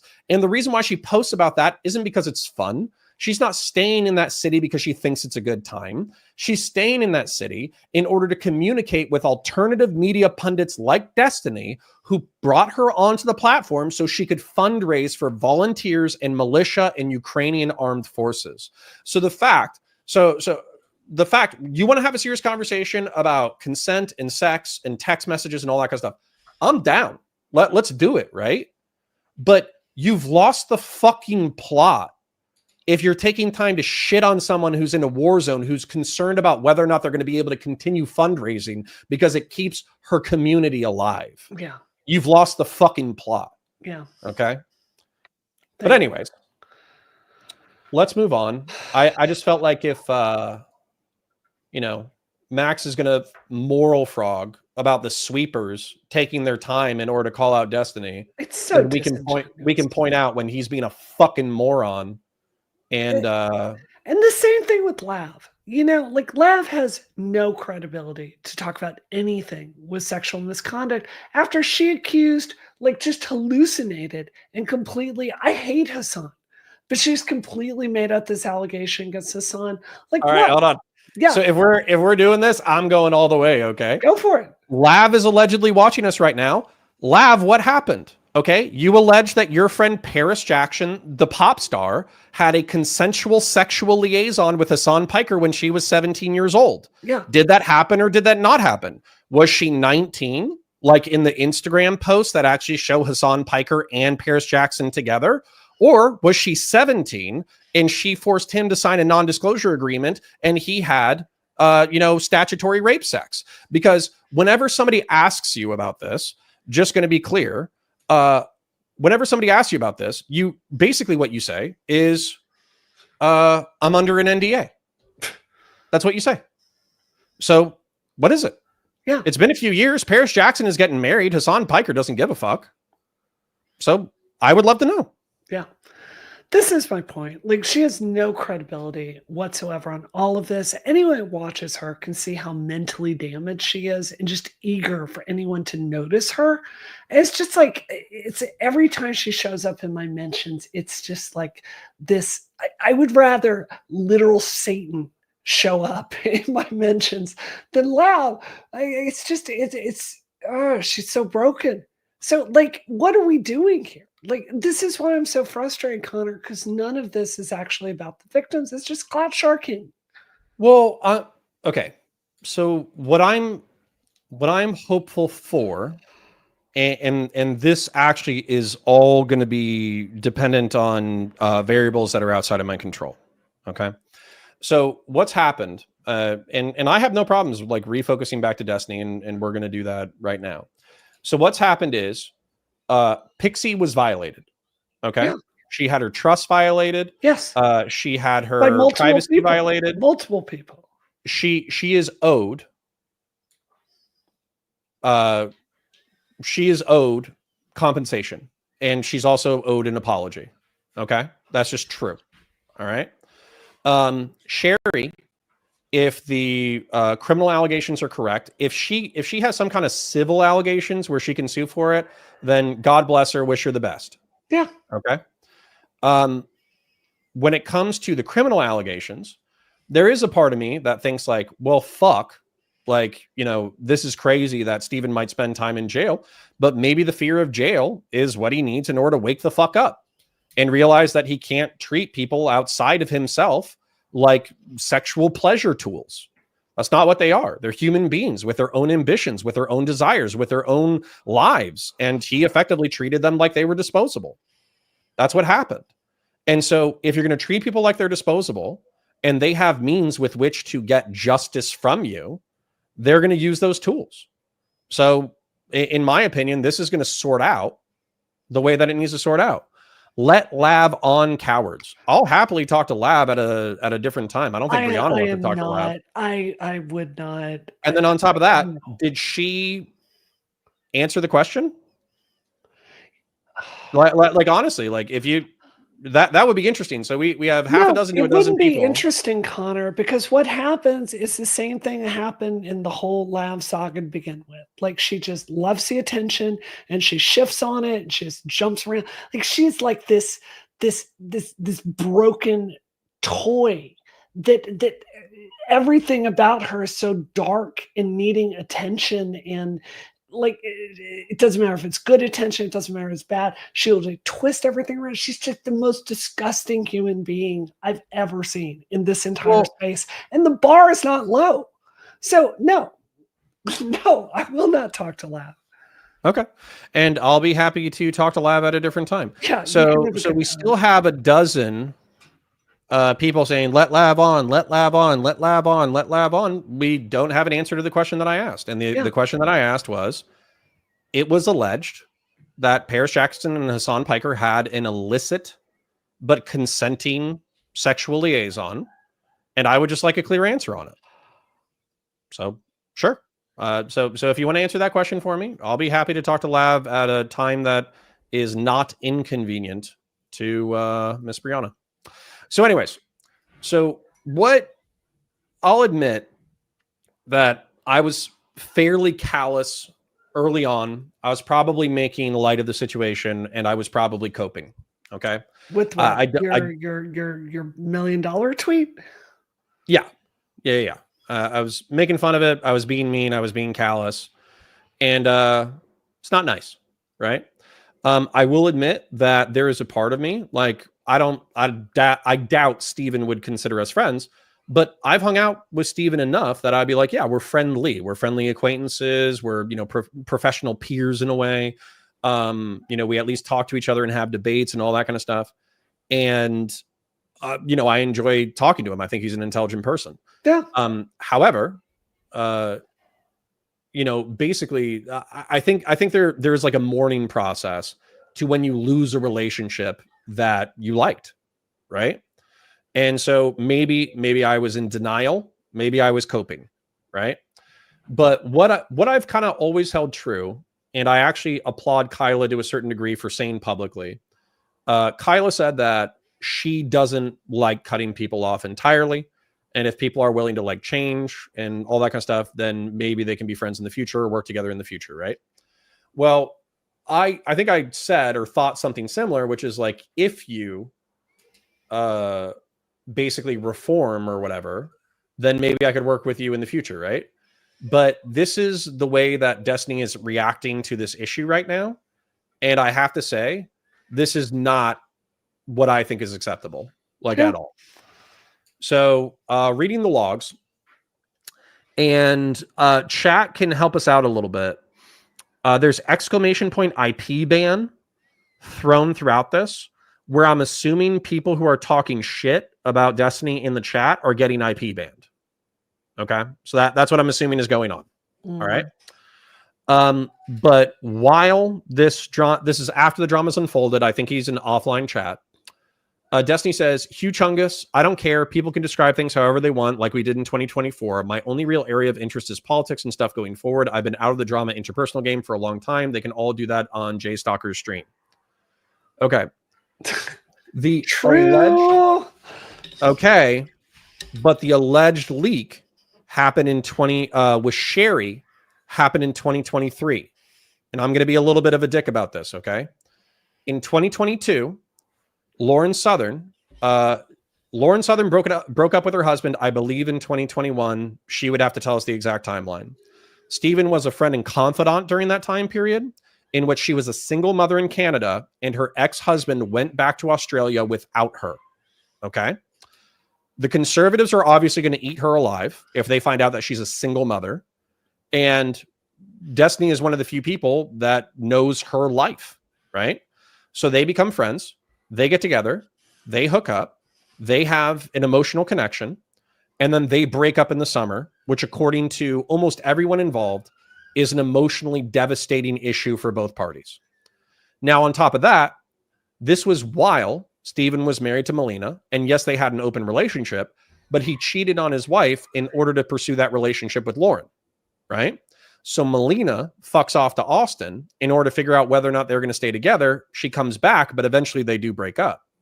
And Melina watches the Lav fallout and watches the Mr. Girl fallout for 6 months before she leaves.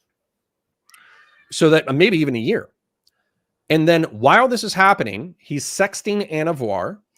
And then while this is happening, he's also sending messages to Sherry. And while this is happening, he's also sharing nudes and lewds with this 19-year-old OnlyFans girl. And so for me, if a full year after you've lost your wife, lost somebody you love, lost somebody who was basically your side girl, lost another side girl, lost a bunch of friends, this isn't in this chat, we'll read it in a moment. He says that I got on Vyvanse and I haven't been like this since then.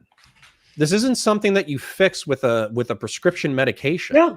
Thank you. That's really insightful. I agree. So like, no, the situation absolutely demands infinitely more introspection than he's given so far. 100%. I mean, how can I put it?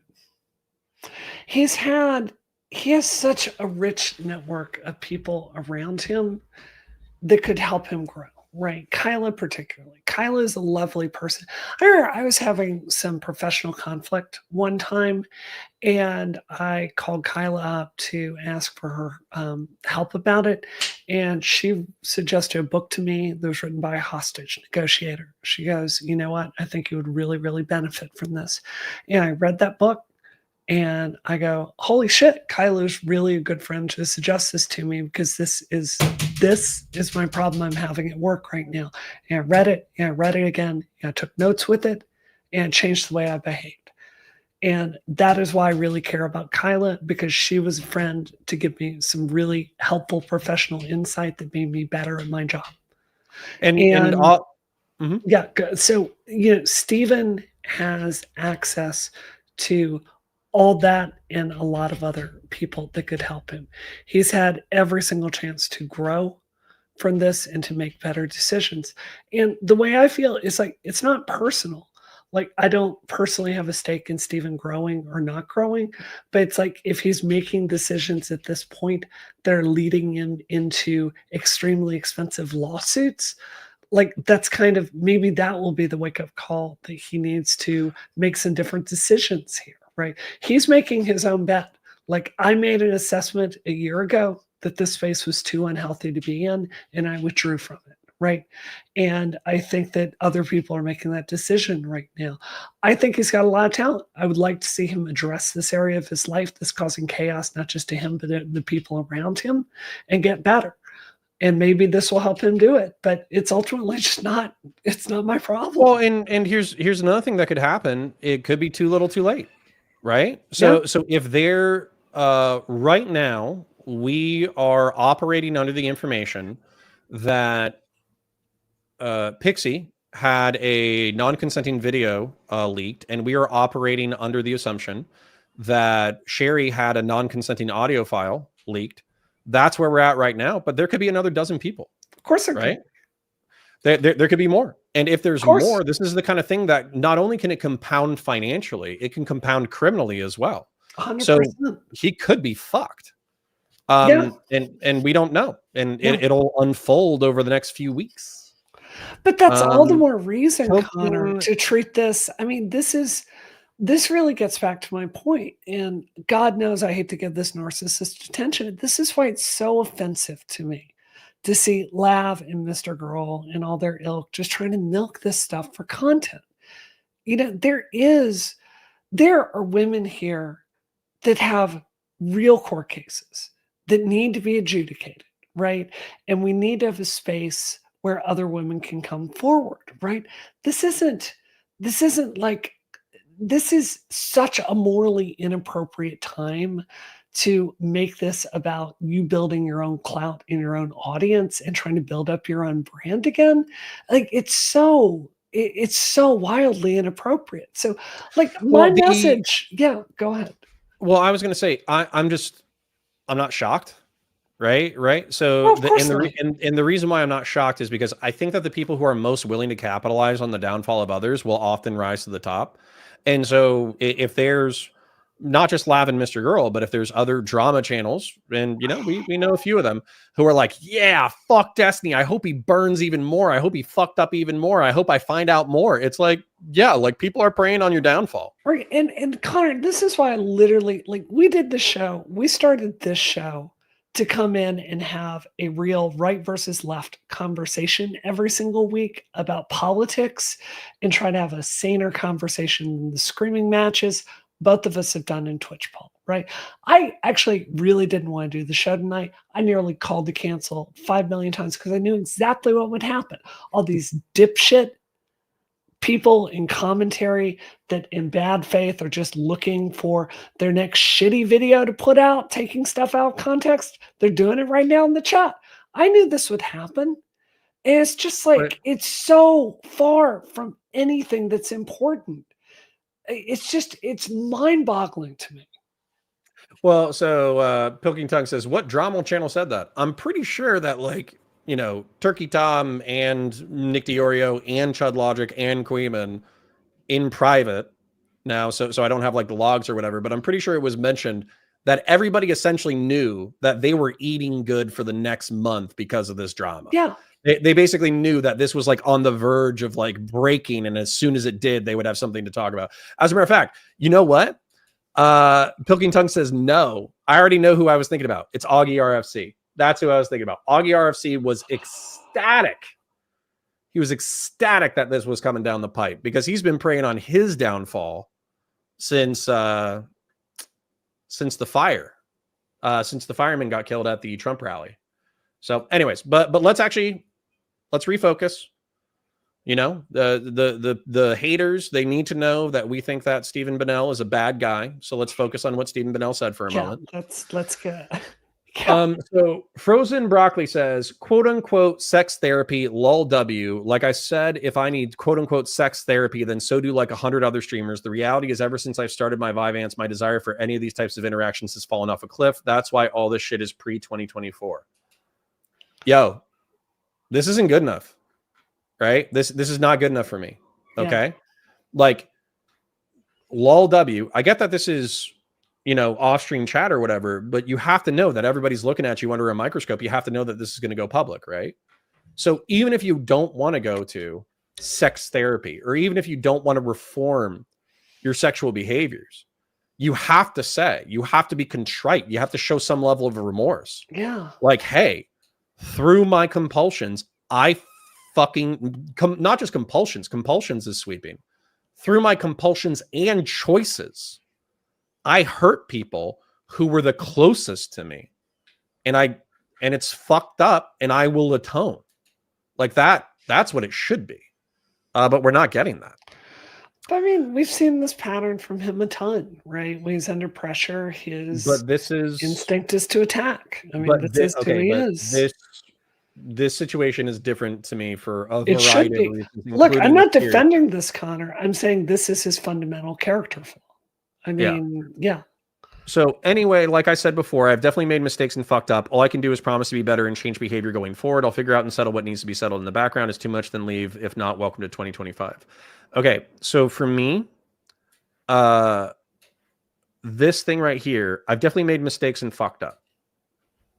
Like, I get that he's not talking to Pixie. He's not talking to Sherry. He's not talking to anybody else he might have hurt.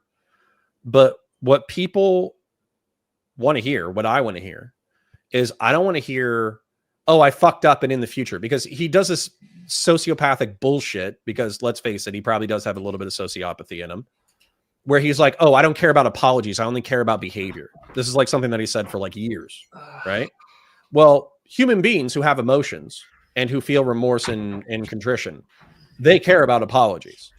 Because a sincere and heartfelt apology shows that you actually do feel some level of vicarious pain, and you're not going to inflict that misery on another person again. So I do want to hear the words, I'm sorry. Now, he doesn't owe me shit.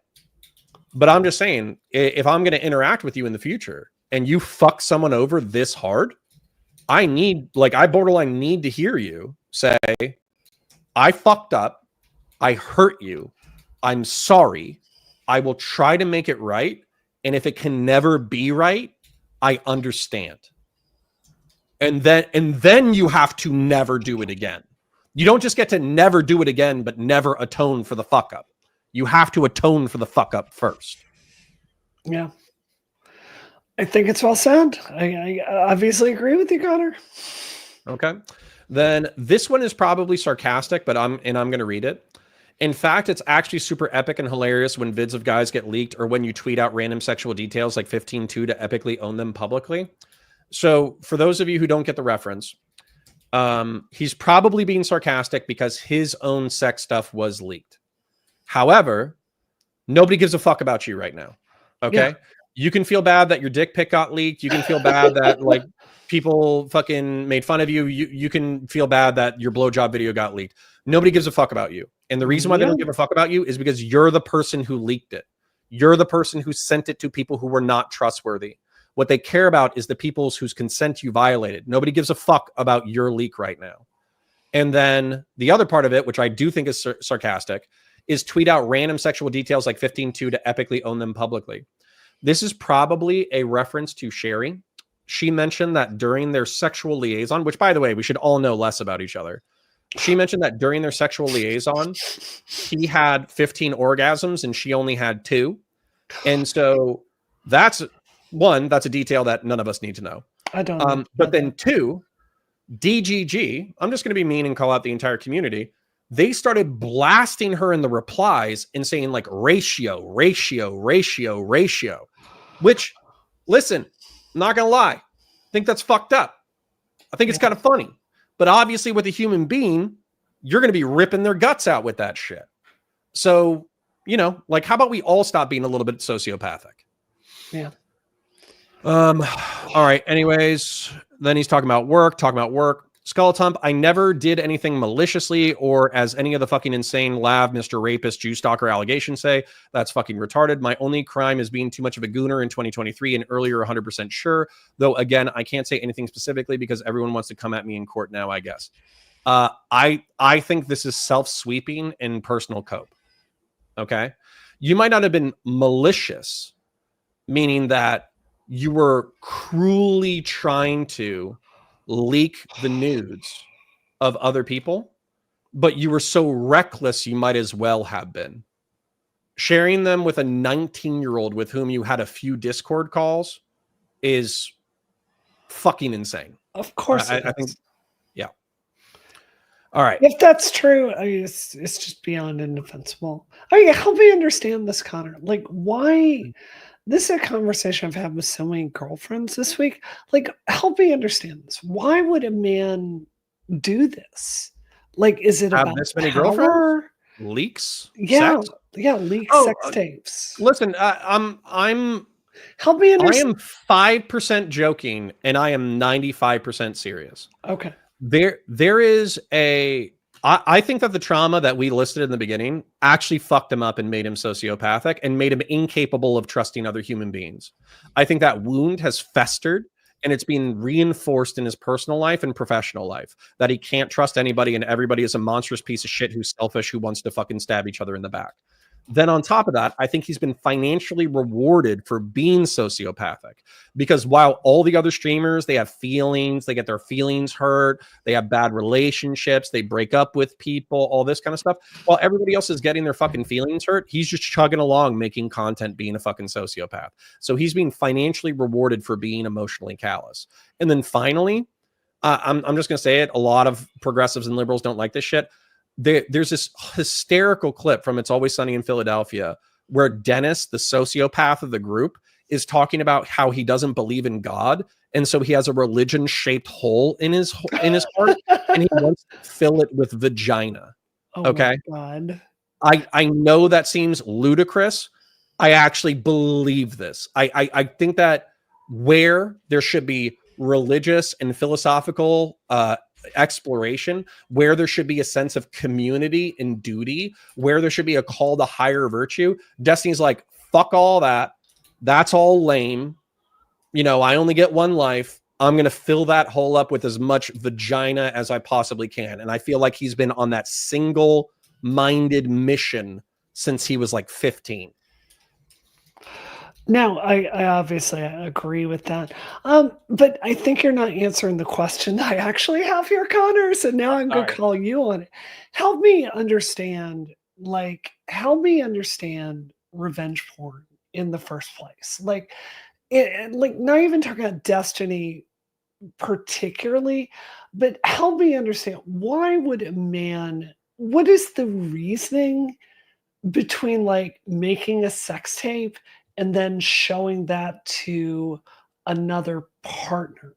Because that, like, if a man did that to me, I would say to myself, oh, this is someone that doesn't respect boundaries. Like, I need to run as far away as possible. Oh, right? yeah. No, that's actually... Yeah, so I'm with you here. So this actually does have a distinction here, okay?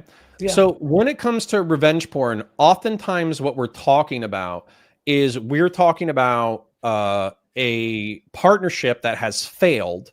Yeah. And so previously sexy, intimate videos and pictures that were used to spice up the sexual relationship are leaked to friends and family members and coworkers in order to hurt the other person, right?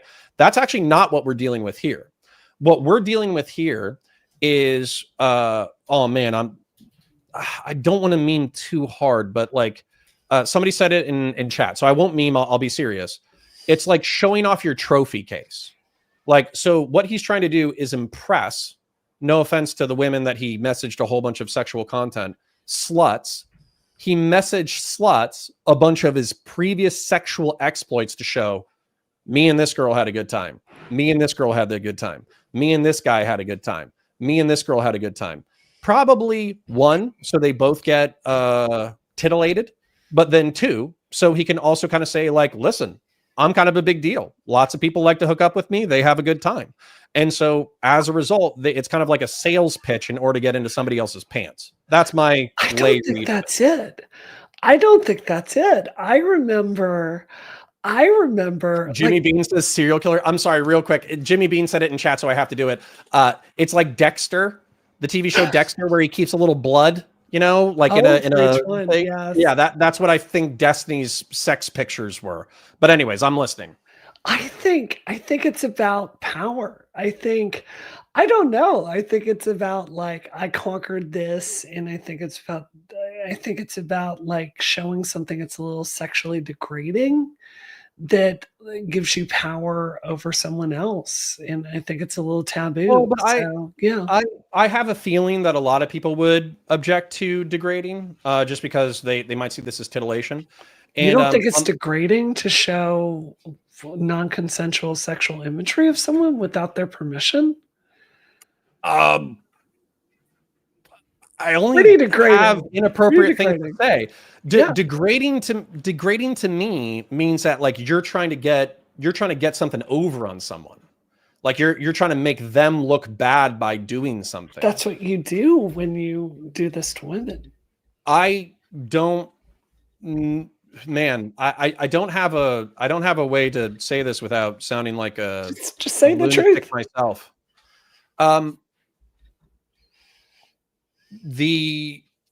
In my opinion, I think that sexual content that can be created amongst couples can be fun and like almost like a prowess thing. Like, look how hot we are. Look how hot of a couple we are. Look how good our physical chemistry is. Look how good, our physical interactions are. And so for me, I don't share private images and videos with other people. Oh my God. But I'm imagining myself in these shoes. If I was showing it to somebody, it wouldn't be because I'm trying to degrade the other person that I'm involved with. It would basically be trying to show off that, like, look, I'm hot. This person's hot. We had a good time. That's what I would be trying to do. Now, maybe I'm projecting my own mentality into a situation that doesn't apply, but that's where I'm at. No, I can understand that. I think that... Wait, I don't know. Tilting tongue. Sorry, real quick. Go ahead. You are either ignorant or paid off or evil. What? Because I shit. I'm sorry, that is crazy. Like, no, there are other people in chat who agree with the way that I'm perceiving this. What the hell? Like, I don't nobody paid me for that take. Okay. Brianna had to say, be honest in order for me to share that take. There's no progressive victory. There's no super chats. Nobody paid me for That's that. not Okay. true. I gave Connor $50 to say that before the stream started. Yeah, no, there's no DM. There's no stream chat. There's nothing. I got paid $0 for that take. So if you don't like that take, that's on you, but nobody paid for that one. Okay, Good let me Lord. push back on this a little bit. And maybe I'm Sure. just too cynical about male psychology. Like, even though I'm trans, like something that took me a long time to understand, to realize, Connor, is I may have been socialized as a boy, but I still don't understand y'all. I don't. Like, I think something's wrong. So, but I think, like, my theory about y'all is that there's something. Sorry, real quick, just pause the thought. Because you don't think sharing porn unconsensually is bad. We've denounced that all through this. No one said that. No one said that. What the fuck are you talking about? Of course it's bad. Okay. What are you talking about? No one said that the entire night, you moron. Anyways, I'm sorry for interrupting, but no. Okay, so that is like a comprehension problem. Tell me if this is too feminist academics, Connor. So I think a big part of male sexuality is the virgin whore dynamic, where they want a woman that is like a whore, but she also must be virtuous and virginal, or it's just weird. So I think for a man having that sex tape, I think it's power, because you can like change that virgin whore dynamic like that. And I think there's an erotic component to that for guys, or maybe I'm wrong. I'm sure there is. However, I'm a little bit old school. I only want that virgin whore dynamic to change for me. Yes. Okay. And so that's where I think that I'm going to call them gooners. That's where these gooners, I think they're so far gone. They don't care about jealousy. They don't care about pregnancy. Some of them probably don't care about certain kinds of STDs. Nope. They are so in it just for physical intimacy that all of these other considerations about power and sex and all that kind of stuff, I don't think that's a calculation in their mind. So fair enough. All right, we're 2 hours. So let's keep going through this. Yes. Yeah. Let's read this last one because I do think it actually is pretty important. It might be the last one. I am not saying that about every man. I am saying that for ones that collect sex tape, I'm saying that's my theory about why it may be erotic to some of them. Okay. Well, maybe I'm wrong. I said up front, I don't know if I'm right. I don't know how y'all think. As a man who is socialized as a man, I'm more with Ira de Nadal, who says the majority of it is social proof. And I think guys have a lot of esteem wrapped up in whether or not people think they're attractive. And even if they're not attractive, whether or not they're charismatic and intelligent enough to get laid. And so obviously the more videos, pictures, whatever you have, obviously, I mean, this is like a teenager's perspective on sex. But the more people who are willing to sleep with you, the more socially valuable you are. Where does this come from? I would say biology. Biology? Yeah, I think people evaluate their worth based off of how they perceive how others see them. Yeah, 100%. I think that people like to be seen as. So if you fucked a bunch of girls, then you like think that's good, or potentially it shows that a lot of girls like you. I don't know. There's a reason, like you can say "fuck boy" and that is a negative to every single. But there's of course there's So this is something that I bumped into with something called the Nicomachean ethics. Okay, so there are virtues. And then there's the extremes to the negative and to the positive. Okay. So if you have, I think it's actually called moderation in the Nicomachean ethics. Moderation is related to sex.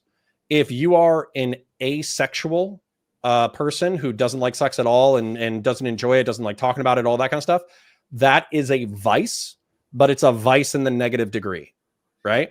And then there's the vice in the positive degree, which I would say Destiny effectively is, which is you only care about sex. It's the only thing that you care about. You just want to get laid. You just want to prove yourself. You just want to enjoy the pleasure, et cetera, et cetera, et cetera, right? And then in the middle is sexual moderation, in which you are attractive and charming and charismatic enough in order to attract a partner and keep a partner. But just because you attract one partner doesn't mean that more people aren't attracted to you. And so maximizing your attraction while still being loyal is probably I would say the peak of sexual moderation. Okay. Yeah, that makes a lot of sense to me. I mean, I think the opposite way is I certainly understand like why a lot of young women, I'm not talking about Pixie because like she was 19. I think that's different. But like I can understand why a 25-year-old would want to go like sleep with a famous like streamer, right? One of my biggest shames, Connor, is I don't always read like the New York Times. I'm actually addicted to romance novels. Like, I'm sorry. There you go. That stuff. And everyone is like, oh, you meet some magical guy and you kind of don't like each other at first. And then he sweeps you off. Like, this is programmed at such a fundamental level. So I think like the opposite thing in the sex tape is like the 25-year-old that's going, if I go sleep with this famous streamer that's known as a borderline sex addict, no, but he's going to fall in love with me, and this is going to validate myself. Well, now you're thinking with a woman's perspective, so that's what's going on. Yes. Well, and I want to address Jacanadar real quick. He said, "You do realize we have evolved a bit since Aristotle, right, buddy?" So Jacanadar, I'm going to put this to you: we might have evolved socially. We might have changed like the way our societies are constructed. However, I would argue to you that like genetic evolution, I'm pretty sure is like hundreds of thousands, if not millions of years, right? So saying that like we evolved into some new species within the past 2,000 to 3,000 years, I think that's absolute cope. I agree. I think human nature has not changed that much, honestly. Like you can go read Herodotus and it's all very familiar. So I think unfortunately we are what we are, which is barely evolved monkeys. Yep. So this actually kind of brings me, I think, to the end of what I was looking at. And just in case I should summarize this thing, this is not the kind of contrition that I'm looking for from Steven. This is not the kind of apology that I'm looking for from Steven. Now, he doesn't have to satisfy my expectations. You know, who gives a fuck? Like, he can go have a career without me. But I'm just saying, like, if going to be real, there's a story of the scorpion and the frog, right? Where the scorpion and the frog are on the side of the river, and the scorpion says, "Give me a ride across the river. I need to get across." And then the frog says, "No, you'll sting me and then I'll die." And the scorpion's like, no. Why would I sting you? We would both die. And then the scorpion gets on the back of the frog. They both go into the river. And then the scorpion stings the frog. And the frog's like, "You fucking moron. You nitwit. Now we're both going to drown." And the scorpion was like, "Well, what did you expect? I'm a scorpion." And so they both die. And so that parable, that story, is that people often repeat their nature, and you need to listen to them when they tell you who they are. Yep. Right. And so Steven, I think in 2022 and 2023, he has said that he's sexually selfish, that he will lie to get what he wants, that he has broken the trust of people with whom trusted him a lot and were good friends with him. And so now, in order to make sure that you don't get stung if you're Destiny's orbiter or friend, then you do need to see like change in behavior. And that's not change in behavior. That's, to me, those DMs from Nicholas Diorio, that's the same way that he's handled every drama for the past decade, which is minimal amounts of accountability, going on the attack, accusing everyone of having bad intentions. And by the way, he could be right. Some of the people attacking him right now are probably people who have been preying on his downfall for a long time. Mike from PA is a prime example. Massive piece of shit. Fucking hate that guy, right? Garbage. Human filth. Right. But just because he's criticizing Steven doesn't mean he's wrong. Just because he's doing it for the wrong reasons doesn't mean he's wrong. And so if your enemies are right about something, you need to unfuck yourself. You need to fix yourself in that regard. And until I see something that actually shows that he's changed his pattern of behavior, then I'm obviously going to keep my distance because I'm not interested in being stung. So I fully agree with that. I mean, so what I see here, Connor, in addition to everything you're seeing, is wild legal culpability, right? I see this as legally actionable and something that a lawyer is going to bring up in a case to show mindset after the fact. So, if the damages are being, let's say, a case is brought and a jury is looking at, do you have remorse for his actions? I think, this is my first thought. This chat log is going to come up, and I don't think it shows that. So, it's I think it's one thing to go on the offensive and attack when it makes you money on YouTube. I think this is a case where it's going to cost him a massive amount of money if he doesn't have some more emotional control. So, I'm not surprised, but I think it increases the odds there's going to be a significant dollar, amount attached to this. Yeah. Well, and there's somebody, Jethro, I think, who was trying to ask you out on a date. But Jethro, I'm just going to disappoint you right now. Yeah, Brianna's married. So I've been married for 17 years. I'm good. Thank you. Yeah. And then Drazar asks, and correct, Drazar, I'm not trying to be rude or mean. I think Drazar is a Lav confidant, but him and I have good rapport. Do you think he's even capable of changing this behavior? I don't know. But what I'll tell you is I moved every 3 years when I was a kid. I got used to losing relationships. So I would basically build intimate, strong relationships. And then 3 years into it, we would move. And so as a result, I became emotionally callous and I developed bad habits. I treated people not as people. I treated them as experiences because I felt like everything was transitionary. Everything was going to change. People would die. People would move. So as a result, why am I going to get so emotionally invested into people? If it's all just going to end? And I can imagine that consciously or subconsciously, Steven might see the world the same way. Why are you going to get emotionally invested in people if it's all going to end? And the truth is, all of us abandoning him now is probably proving that point, right? All relationships are transitory. When he fucks up, everybody runs away from him, right? But what you're supposed to learn, and what I learned, is that that's not entirely true. And there are people with whom you can build loving, lasting, strong relationships that make life interesting and cool. And so while I had this really fucked up emotional coping mechanism that actually, I would say, helped me get through the military, it took me many years to figure it out. But I returned to the lessons of my parents, the religious lessons of my parents and the example that they showed me in their marriage. And as a result, I have an amazing family. I love my wife. We've been together 12 years. I've never cheated on her. And then I also have 2 kids, and we're thinking about having a 3rd kid. And I love my kids, and they're fucking beautiful, and they make life incredible. Yeah. So I don't know if Steven can change. I don't know if he wants to change.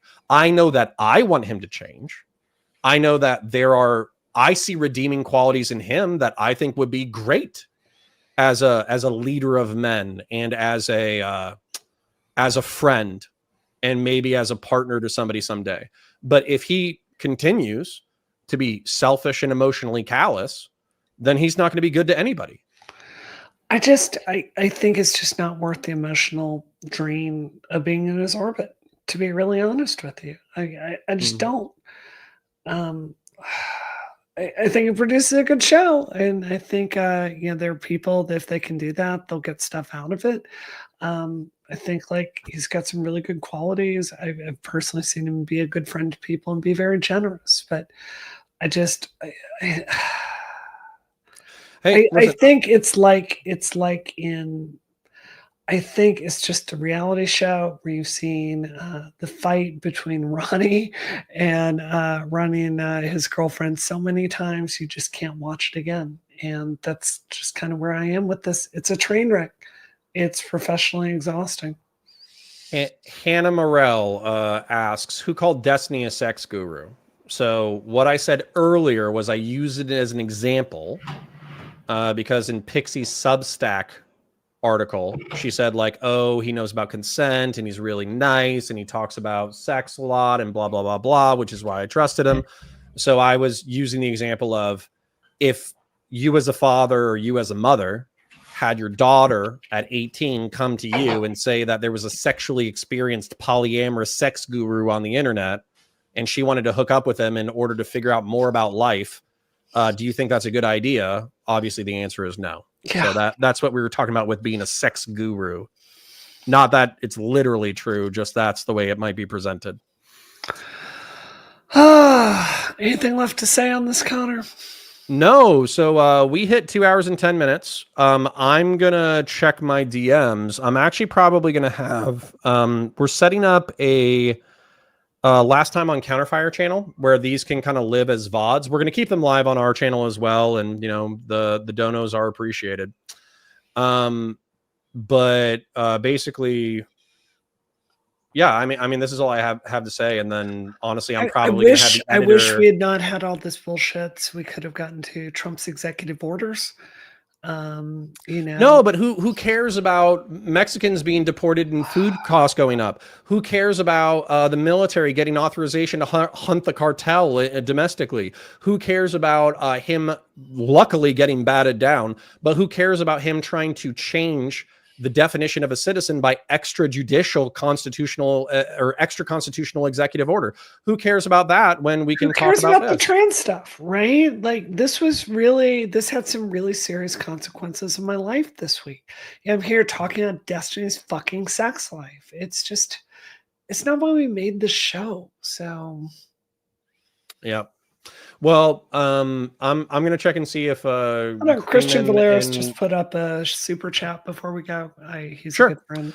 Christian Blair says, Brianna, I 100% ship your response to the lab, but do you feel it's a little tone deaf given the drama, or do you not care? Either way, it's 100% true. It is true. And, I wrote that to Lav while I was at an airport lounge. I just gotten done with the shoot, and I'm just so tired of her personally. I think she's so bad faith. I think she's so psychologically damaged that I just shot it off. And as I'm shooting it, I'm like, I know this piece of shit is going to drama frog it. I know that she's going to turn it into like her latest thing of victimhood. Yeah, I know it's going to cause me a headache. I go, Brianna, just be smart. Just ignore this piece of human filth. And I wasn't smart, which is my fundamental flaw. So yeah, shouldn't have said it, but it's still true. And Lav is still garbage. So there it is. And that was Lav wanting on. So, but yeah. So all right. Well, then what I'm gonna do, just because I figured we got 220 people, they probably want some violence anyways.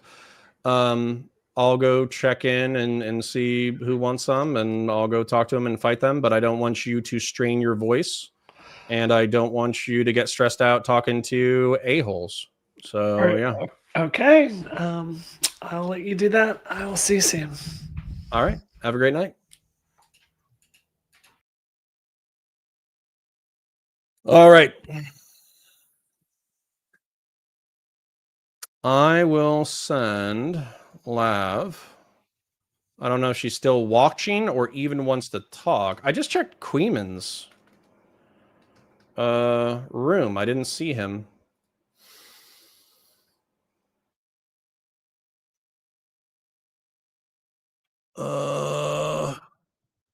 Then invite, copy. But that's it.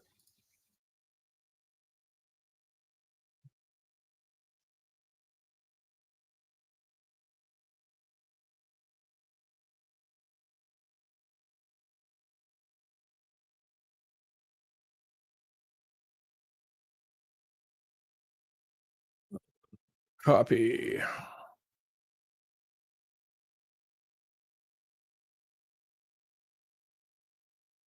All right. I sent her an invite. Please no, please no, please no, please no. Listen, it is what it is. We take all comers, all right? Brianna has her way of doing things, which I would say is probably more intelligent, not hanging out with, assholes, right? But I have my way of doing things, which is basically if somebody wants to talk, we can talk. I'll say what I think. Not going to pull punches for you. Are the Queefers live or not? They got a stream waiting room right now. They're live? Oh. Yeah.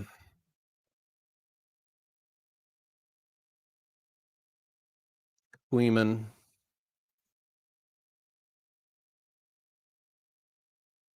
Queeman. So he's live right now. He's watching it. So I'll send him an invite as well. At Queeman.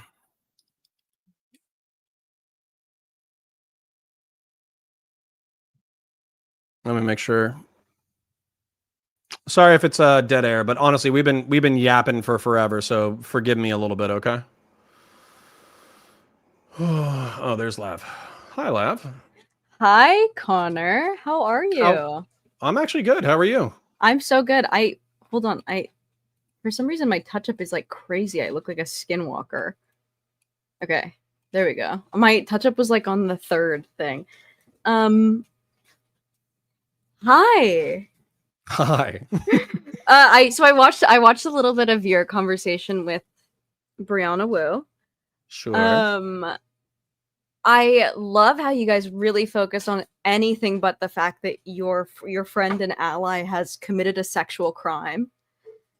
You had, especially Brianna, had a lot to say about me and Max's coverage of the situation. One, I've just tweeted maybe 5 tweets about it. Today is the first day that I've said anything about it, like on stream, in like my own personal way, giving my own personal story. I've definitely taken a step back saying my victimhood doesn't come close to Pixie or Cherry's. When I did come forward 2 years ago, it was about sexual impropriety that I thought was inappropriate, that he was using his platform to sleep with a lot of people and then completely denigrating them on stream, which was an abuse of power. It wasn't just that he was sleeping with people, it was what he was doing and also sleeping with people, which I think is a perfectly accurate condemnation of Destiny, or at least it was before the recent allegations. Who's this? This is Queeman. Oh, Queeman, my ally, my friend and ally. And yeah, Max is doing commentary on this just as everyone else on the internet. We're not hitching our boats and championing this. Obviously, this is something like JSTLK is speaking directly to the victims. He's having the information. I've only spoken to Pixie through maybe one DM saying, like, I support you. I'm sorry for, getting caught in the machine, bullying you on stream, that sort of thing. I've only shown Cherry support publicly, like on her posts. I've not tried to get any more information. I'm not trying to be the newscaster for this or anything. I think I'm talking about it because I think anyone should be talking about this. Anyone who has been victimized by Destiny in any way, I think should be talking right now because there's strength in numbers. And I think he's a piece of shit who should never come back to the internet. And that's basically my involvement. For Brianna Wu to act like I'm making this about me, very silly. I'm only responding to this. I'm making this about me now because Brianna Wu has made it about me in accusing me of this. But otherwise, I've tried really hard, I think, to just sort of commentate the same way you have, the same way Queeman has, the same way that I mean, not even the way that Queeman has, because Queeman's like trying to get facts and like trying to report on it in a journalistic like way. Yeah, that's never underestimate Queeman. That's over the top. I wouldn't say journalistic, but sure. Well, but definitely more like you're trying to get the facts, whereas I'm just kind of watching it unfold and reacting to like it. Like an autistic cruise missile. Sure. But yeah, it's crazy to me that Brianna Wu now has condemned me more than I think any other person online. I've never seen her condemn anyone the way that she's condemned me. Okay. I think you and I have had friendly banter in the past. I will continue to try to do friendly banter, but I am just going to press you a little bit, just because I think that there are things Trust me, that. Connor. Okay, so the main thing, and I am being a douche about it, but I'm just going to say it because this is the cudgel with which you are repeatedly beaten, is that you alleged that Hassan Piker had an illicit but consensual affair with a friend of yours. Okay. Again, I don't know what this has to do with the fact that Destiny has been accused of a sexual crime. So again, we can talk about me forever, and we always do. The problem is that this is always running defense for things that I have said about Steven that have turned out to consistently be true. Everything I have said otherwise, hold on. Everything I've said otherwise has become completely true. I was sitting on the Lauren Southern information for 2 years, never came forward about it. I knew that Pixie and him had a sexual relationship. I've known a lot about the sexual impropriety, have not come forward about it. Because of fear, or because of being called a liar, because I've learned to not say things without substantiating them, right? I will be the first one to say I should never have said in a Discord 3 years ago that I knew Hassan Piker had sex with my underage friend. And I have, every single time this is brought up, said I shouldn't have done this. I did not lie. There is a difference between a lie and an unsubstantiated story. I have said I'm not going to substantiate. The truth will come out when it comes out. It's not my problem. It's not my responsibility to do. Because they're okay. And by the way, okay, if you want me to make some statement of contrition, some statement of agreement, where I just say, hey, this Pixie thing is beyond fucked up, and I wish Pixie the best in her legal endeavors, I'll say it. This Pixie situation fucked up is also running defense. The fact that you have yet to name and Destiny Steven, as a sexual predator. I don't think I haven't said that Steven is culpable for what he's done. If you need me to say it again, I will. Even the way that you're talking about it right now. Your friend has been accused of recording a sexual encounter with someone without their consent and then sending it to someone else. And then recording something with a naive 19-year-old girl and sending that without her consent. These are sexual crimes. This makes someone a piece of shit. And you even now are saying, I saw you talk about Mr. Girl and the fact that he's doing like a Told You So podcast, and you were like, this is fucking insane.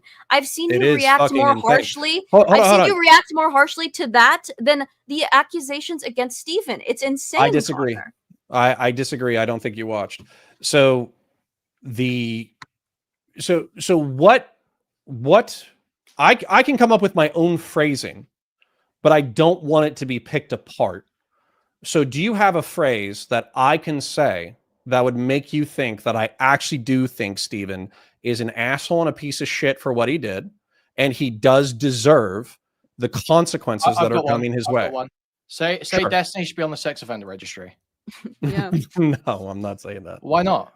Why not? You don't think someone who fucking pedophiles? You don't think future partners have a right to know that this guy might be recording them without their knowledge when they have sex with them? If you find me the Florida state statute that says that leaking sex crimes, leaking sex tapes gets you on the sex crimes registry, then I'll say we should follow the law. This is a legal question. Yeah, so you realize that we create laws based on like moral principle, right? Yeah, so it doesn't matter that the law does not yet or will ever hold on. exist. So if we're going to be retarded, okay, so I was trying to start something, but if you guys just want to spurg out in a retard session, we can do that too, and I'm happy to do it. You said, what phrase can you say? Okay, so I'll tell you that I'm not going to say that phrase. And the reason why I'm not saying that phrase isn't because I'm sweeping, quote unquote. The reason why I'm not going to say that phrase is because the sex offender registry basically means that you can't live certain places. You can't rent a whole bunch of places.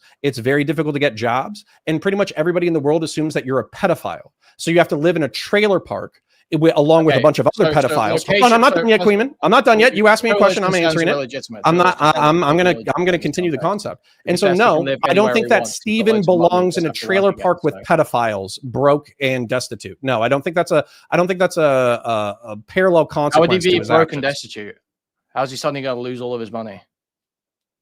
That's where you want to go.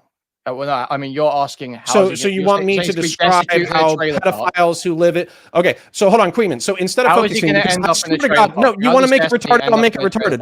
So okay, let's say that you made it retarded. You just made it retarded by coming up with some crazy. No, no, Queenman, if you want to make it gay and retarded, we can do this. Okay, so you just made it gay and retarded. Your main objection to what I just said, which is no, Queenman, I'm not going to humor you by saying the sentence, is that Steven will still have money, so he'll be fine. So hold on, I'm gonna flip this on you. No, I'm pointing you want him. You think it's appropriate for him to live in a trailer park with pedophiles? You think that's an accurate consequence for what he's done? I don't think that this is a productive conversation. Do you think? But Queenman wants the fucking shitpost, so we'll shitpost. Let's go. Do you think that Destiny is a sexual predator? No. And why is that? What constitutes in your eyes a sexual predator? I think a predator would be somebody who's like taking advantage of people who have no capacity or agency. Okay, so when you record someone with that, when you record someone without their consent and distribute that, what are you doing? I would say you're violating the consent of that person. And what does that mean? It means that they are not able to have, you're taking their agency away from them, correct? Okay. So is Steven a sexual predator? No. Okay. Yeah, I'm not. Listen, guys, if you want to take a orbiter or former orbiter and get them to call him a pedophile because you feel like you're winning. Is that the only thing? Is that the only? So Steven is not a sexual predator until he. You know what? I've already answered 3 or 4 questions, so I'm just going to ask the question again because again, this is the cudgel with which you're beaten over the head with which you won't answer. Okay. Did Paris Jackson sleep with Hassan Piker when she was 17? I'm screaming. This can't be real. Chat, is this real? Chat, it's real. I'm asking you a very straightforward question that has a factual answer, yes or no. I typically answer your questions relatively quickly. You can answer my question relatively quickly.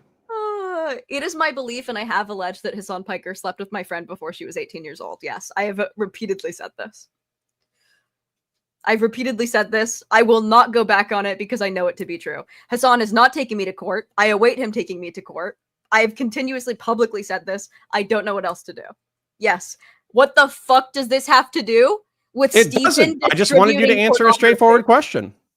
Okay, what does this have to do? Oh my god! It doesn't. It's like it's insane. Actually, it's insane. No, it's not. It's actually it's very sane. This is the one thing that people have been trying to get you to answer for a very long time. So I'm happy you answered this every single time it's been brought up. I've answered. So every single time that somebody has asked you, did Hassan Piker have sex with Paris Jackson when she was 17? You've said yes. Yes, every single time. Every single time. Okay, first, I don't think that's necessarily true. You didn't say that earlier tonight, but okay. To comment once oh my god! No, I said I'm not substantiating. I said it's not. I'm not substantiating. But it's true. Yeah, I will go on record to say yes. I believe that this is true. Yes. Okay. That's fine. All right, you answered my question. We can move to whatever the fuck else you want. Okay, Connor. Okay, so great. If you completely remove someone's agency by taking away even the possibility of them consenting to an act because you do it to them unknowingly, how are you not a predator? You have removed their agency and taken advantage of it. How does that not qualify as predation? Okay, we're gonna go autistic, so we'll just Google sexual predator definition real quick. And by the way, you could have Googled the statute by now, but I guess I'll do it. The statute for what? There isn't a statute that's called sexual predator.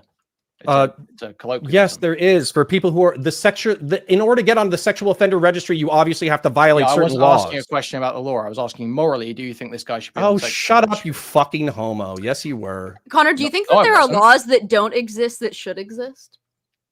Sure. Connor, unlike you, I don't do legal analysis on Twitter, okay, buddy? So I'm not asking about the law. I'm asking about morals. Did you not hold on. ask me Connor, in do you think it should be illegal to conversation if he belonged on the sexual offender registry? Yeah. Was that not a question that you asked? Do you think Destiny should have a public record made that tells future partners that he behaves in But you don't want a legal analysis. Actually. Yeah, I'm not. But you don't want a legal analysis. Correct. Oh, fuck yourself, Queeman. Let me read instead of going off. Do you think it should be illegal? So you can't make a moral judgment. Okay. Do you think it should be illegal to what I'm getting so far, record someone what and I'm then getting distribute so far it unconsensually? seems like my instincts are correct, which is A sexual predator is a type of sexual offender who has committed a particularly severe sex crime. The term predator is often used to describe someone who habitually seeks out exploitative sexual situations. Differences between a sexual predator and a sex offender: severity of the crime, frequency of the crime, prior sex offenses, type of crime. So no, I don't think that Steven should be deemed a sexual predator or go onto the sex offender registry for what he's done. No, I don't think so. I think is that a moral position or a legal position? Connor? You lot. This is a legal analysis based off of what I was able to pull up on a cursory search. I'm not asking for layman legal analysis. I'm asking for a moral position. I'm asking about what you think, Connor. And I already gave you an answer, which is no. I don't think that going on the sex offender registry is proportional to the crime he's committed. Okay. I already answered your question. How do you make sure that women he interacts with in the future know that there is a significant chance he is recording them, even when he claims otherwise? I don't know how to solve that for the women who Destiny sleeps with. I don't know how to fix that for them. Well, this is what I talked about. You should be allowed to go on, or what? Do you have a solution, Queeman? Yeah, I think you should be put on sex offender registry. Okay, I think you're fucking insane, but that's fine. Okay, I think there's several things that should happen. I think that there should be way more. I think that this kind of shows that like the liberal sex positive attitude completely is unsustainable. Like I think that the casual sex attitude, the have sex with whoever attitude, is completely counterproductive for women. I said this like 3 years ago. I think that my involvement with Steven was a learning lesson for me to never do anything like that again. And I think that I've mostly said that I think I've taken a lot of accountability by saying that I shouldn't have put myself in that position and that no other woman should. Of course, you can only hold women as accountable as they can be without also then saying that there is a guy who wants to hurt you and you should avoid him, right? Like there is still the part where you are avoiding the guy that wants to hurt you. Yeah, I think that, I don't know about you guys, I think that recording, even if it's not in law right now, I think that morally there should be a law that says that you cannot record someone without their consent and then distribute it without their consent. I think most people are in agreement that way. If the law doesn't exist, it should. And then if the law exists, obviously, I think that there should be a consequence for that behavior. When you are on a registry, it doesn't just say that you're on a registry for anything. It gives exactly your crime usually. I think that he should be on a registry saying that he has distributed unconsensual content in media, obviously. I don't know why you would die on the hill that that's something that he shouldn't be. I think it's obvious that he should face severe consequences for actions like that. Okay. It's habitual. Ron, shut the fuck up for a second. She said something I would like to respond. So anyways, Lav, you and I both share the perspective that we are both fairly, well, I would say I am anyways, fairly sex negative. I don't like the positivity. I don't like the sweeping. Matter of fact, I think I wrote down a script the other week where I was like, and you can correct me if this isn't a summary of your perspective, was effectively that when you came onto the Twitch and YouTube political scene, you were concerned that young women were being recruited by OnlyFans and pro-sex sex workers to get into the industry at an age that was inappropriate for their like ability to consent to the concept. Yeah. And as a result, they were paying dire social consequences and financial consequences for their participation in sex work. Does that seem like an accurate summary of your belief at that time? Yeah. Yeah, you and I are in fucking lockstep right there. Mm-hmm. And not only that, like I am probably with you in lockstep as far as like this degenerate fucking Coomer culture that's permissive of all this bullshit. I think people, 95% of people, 99% of people should be serial monogamous. They should have one partner that they stick with and that they're loyal to. And if they don't work out as a partner, then they break up and then they're loyal to their next partner. They move on from that. And what's happening right now in my fucking chat is there's all these fucking degenerate pieces of shit Coomer who want me to come your way and Queeman's way and say that Steven is the worst fucking pedophile piece of shit on the fucking planet and he deserves to be burned at the fucking stake and he deserves to live on Pedophile Island in the fucking trailer park. But they don't admit that Coomer culture remind me to avoid Pedophile Island. Entire fucking situation. Yeah, I mean, I obviously think you're taking artistic liberties when you say that. That's not what I'm saying. I don't think over so. here, Queeman is like, fuck yeah, I want him to go on the pedophile list. Yeah, I think he should. I think Steven should not have access to women to abuse anymore. So I don't think that he should have a platform anymore. I think that will happen naturally. And I think that, yeah, obviously he should be registered so that when people Google the boy that they're going on a date with, the man they're going on a date with, they see that he's done stuff like this so they can avoid it. Connor, are you out there fighting for people who publicly urinate and get put on the sex offender registry? Are you out there campaigning against that, or do you think this is probably a more legitimate use case of the sex offender registry? I'm not out there fighting for them, but I 100% believe that people who get caught pissing in public shouldn't be on the sex offense registry. You think this is probably a better use case for the sex offender registry than people pissing in public? Wait, sorry, what's that? Do you think this is a better use case for the sex offender registry than people pissing on a spectrum of sex offense? I would agree that sending sending intimate images stop pretending it's a without the consent of the involved parties is more serious than pissing in public. Yes, I agree with that. Stop pretending it's completely absurd, because within our current framework, this would make total sense. Next, do you think that Destiny's behavior here is rooted in some kind of pathology? Okay, yes, 100%. Do you think that you should have to inform partners that you have AIDS? Yes.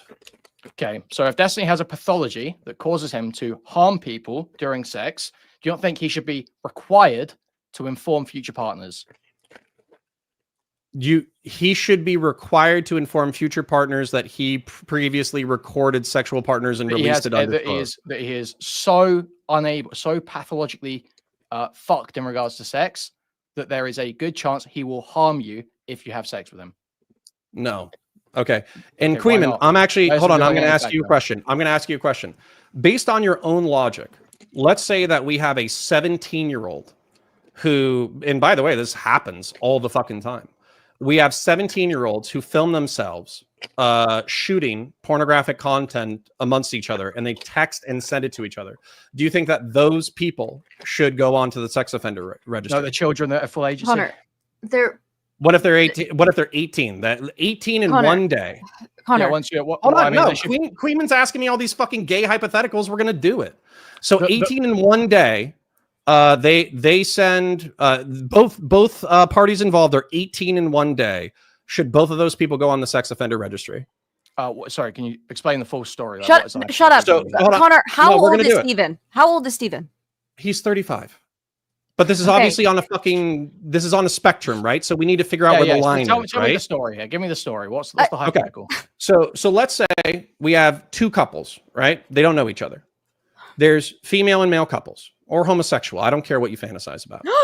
One party films the other party during like a sex act, and they both know it, but then they distribute that pornography to another party without the consent. Okay. Then flip-flop the reverses. That way we don't have to deal with gender dynamics, right? So you both have 18 years old sharing porn with each other without consent. Should those people go on the sex offense registry? Yeah. You're fucking insane. You don't touch real world grass. The most fucked up things you can do, especially. You know what? Maybe the first time, no. Maybe the first time, no. Sure. The second I would time, agree with that. Probably. Well, and by the way, I'm with Lav here because basically, if let's say Steven, hold on, I'm talking. I have a talking stick, and you are autistic and retarded, so I would like to talk. So in this scenario, I agree with Lav. Because if you commit this crime once, that could be a mistake, honest mistake, whatever. But if you have a dozen or a few dozen times that you have done this, then at that point, I do think that it would be an indication of predation. Okay. How many times do you think Destiny's done it? We know of 2. I think that's okay. Do you think he's kind of getting there? Do you think he's getting towards predation? After 2? Yeah, we could be getting there. Yeah, I mean, you said not first offense, maybe the second. 3, apparently. Anyway, we know of 3, apparently. I'm guessing it's Pixie, Cherry, Grinder hookups. 4, in fact, if we count both Grinder. Yeah, we know about that as well. So yeah, there is 3. Okay, so if I was a state attorney, and I was asked to bring this case, okay, the statutes, and by the way, the legal analysis is 5 with Melina. Sorry, 5 with Melina. So shut the fuck up when you don't care about legal analysis, because I care about legal analysis, and I'm a third of the conversation. Wait, Okay? also his ex, right? Oh, and Blue So Tea, that's 6. Blue Tea, 6. Wow, this is stacking up quickly, isn't it, Connor? Wow. Well, So it is. your boy's a So sex offender. yeah, so at this point, you know what you need because you care about this so much. You care about this. You don't care even about need to care women. about it. You don't even No, need to Queeman, care no. about it. Queeman is the most virtuous orbiter here. He cares about women. He cares about sex offenses. He cares about all this. So, Queeman, here's my advice to you. Since you care about this so passionately that you think that Queeman or you think that Steven should go to the fucking trailer park with the pedophiles, what you can do is you can line up those witnesses. You can get them to sign sworn written affidavits that they have discovered the fact that they've had revenge porn leaked against them against their consent. You can have them sign on the dotted line where it says that they're willing to prosecute. You can get a state attorney in the state of Florida in order to get it done. And then you can work with that state attorney in order to make sure that it actually gets pushed through the courts. And then when he catches half a dozen felonies, all like third-degree felonies all at the same time, then he'll go to Pedophile Island. And because you care about this topic so much, I know that you're going to dedicate the next few months of your lives in order to do that, right? Why would I do that? Why I'm just giving my opinion on mine. Whenever we pin you, it turns into why do you care so much? You don't even care that much. Yeah, like exactly. I don't know It's why. like I know give why me their you care, opinion. Lav, and I don't think I You're- ever said that about you. Connor, I am you're so being It asked. doesn't You're even being matter. asked in I'm a not position on caring this, that and you're much. You deflecting don't to other even need a people good not doing motive. anything. You don't right? even need a good motive. Obviously, he did something wrong. Who you said don't need a different? motive. Well, Who said different? Well, it's the I guess it's the fact that you will not. Yeah, you're being asked for an opinion on this. You're being asked for a You stance. keep So minimizing. You said, how do I convince you that I actually think about this the way that you want me to? And I gave you an example. Now, we've been arguing over the whole sex offender thing. I don't know why it suddenly comes down to, well, if you care about this so much, but that's not the point. We were talking about what our prescriptions are here, what we think of the situation, what our opinions are. If we're just sharing our opinions, Queeman, if we're just sharing our opinions, then you two think that he should be on a sex offender registry, and I don't. Okay, so could you give me reasoning for that? What's wrong with my reasoning? Why do you think? Yeah, because on the spectrum of crime committed by human beings, there's sharing nudes and pornographic videos, and then there's forcibly raping people. And I think there's probably a spectrum of crime in between that are not as serious. Lav, shut the fuck up. He asked a question. I'm going to answer it. So there's a spectrum of sex crime here, right? So I think that rapists and pedophiles should probably be killed by the state. Okay. Real town square. And then I think that people who send pornographic images should probably receive civil penalties and maybe some criminal penalties depending on how reckless they are. So that's my spectrum. What's the list? But you're saying that you want him to suffer a consequence over here, and I'm saying that it's not that big of a consequence. So you think pedophiles and rapists should be killed, and people who share unconsensual material should be given civil penalties. Who's the list used for? Pedophiles. But I thought they were killed. It's not just pedophiles. Well, I mean, I would kill them. Yeah. Yeah. So I'm talking about how it's used now. Who's on the list to you? Who should be on the list? The list is a death row list. No, the sex offender registry. You fucking retard. Yeah, I wouldn't keep sex offenders around. You wouldn't have any sex offender registry. There's no sex crimes you can think of that people shouldn't be killed for, but should be put on a list for. Well, I mean, you're smart. You got that Jewish IQ. Call him a predator? Listen, I'm in here getting beaten up by two Jews. Hold on. This is an important point. Queeman, this is an important point. I am surrounded. I am a Gaelic Goyim, and I am surrounded by two Ashkenazi Jewish people who are super intelligent. First of all, I'm barely Ashkenazi. I'm Mexican. Well, anyways, the point is that, like, realistically, you keep asking me for solutions, but I know that both of you are wildly intelligent. So what do you think are the crimes that are in the middle that warrant a sex offense registry but don't warrant the death penalty? Connor, it's the fact that we named 6 things. Why don't you just answer a question instead of being a fag about it, Queeman? It's the fact that we named 6 different There's instances. no in between to me, Connor, because that endpoint doesn't exist. I'm asking for your opinion. You're a pussy. So for once, could you give an opinion? We're just friends sharing opinions here, Queeman. Coward, you pathetic wretch. I'm not a coward. Queeman. Which crimes do you think? Queeman. Which crimes? Name them. Queeman. In real life, I would eat you. Like, you are 5'2" and you weigh Real? 110 pounds. Destiny fan, by I the could way. choke Destiny you fan. with one Got- hand got and I could bitched out by eat your Destiny body in a 5 single years meal. straight. So Bitched don't out say by Destiny for 5 coward, years straight, talking don't about say small, skinny bitch, people. don't Bitched say out by Destiny for pussy, 5 years because straight, if talking you like ever this. came within Guys, 6 Bitched out feet by of can we me, bring this you back would to a die. half this height, no You muscle would mass, and you're die. bitched out by Let's him bring for this 5 back to a years. You useful would conversation, die. shall we? You would die. So anyways, Queeman, because we're just friends here, sharing our opinions. I've asked you the question 3 or 4 times now. I would like I've to hear asked an you a answer. question 3 or 4 times. Why don't? want No, my I asked you a answer. question. I want I my asked you a answer. I'm question. not answering your I question. asked you a question. Answer my And that question Which Okay, was, fine. I would Okay, like fine. to Take hear. your cocks out. I'll be the judge. Fine. Take 'em out. I have a nice one. So anyways, the point is, what crimes do you think lie in the middle that warrant a sex offense registry? I mean, pretty much any sex crime, I think, should be on sex offender registry. So I'm sorry, I couldn't hear you. it goes from Any child sex crime. molestation, rape, recording without consent, a bunch of crimes I could list off. Okay, so Not you disclosing think an STD before sleeping you with think someone. a rapist and somebody who records a sexual audio log should share the same Unconsensually. penalty? Nope. So this I is think the rapists problem. should get Hold more on. prison Can I time, talk? Connor, but they should still both be on the registry. Let me talk. Queeman is. Well, hold on. Why- let why mommy the fuck talk. do Let I mommy even- talk, Queeman. Let mommy talk. I will be respectful to women. Okay. If you, I don't even know. I don't even know how to have this conversation with you right now. We've given now 6 different instances of a pattern of Stephen releasing things without people's consent. Okay. It's so by itself, I think out of 10, recording someone, showing it to someone else, 10 being like rape, 1 being like coming up to someone and saying you look good tonight. I think probably on its face, if it was private and without like a global public stage, the Pixie situation would be like a 6. I think the Cherry situation would be like a 7 or an 8. Given what we know about, given this being completely public and the damage that this could personally do to Pixie, especially, given the fact that she like wants to dedicate her life and career to this space, this could damage this is irreparable damage to her. So I think that makes it a little worse. And then also the fact that this is that we know now through multiple direct messages, private messages, that Stephen has a blackmail kink, and he's played out this kink with multiple people and asked people to do it. And now suddenly he's saying, "Oh, I'm not even going to look for the leaker anymore because no one cares."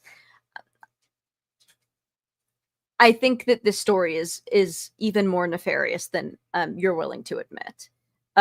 So I think, do I think that he raped someone forcibly? Is this a Brock Turner situation? No, but I don't think that that's the only sex crime you need to have done to be a sex criminal. Obviously, he has a pattern of habitually doing things without women's consent or without men's consent. Obviously, he has a sadistic pleasure in releasing these things to people without consent.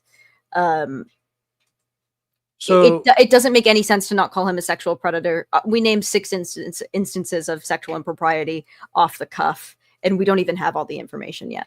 So okay, so let's presume, for the sake of conversation, that we have half a dozen women whose porn was shared without their consent, and Queeman thinks that he should be on a sex offense registry.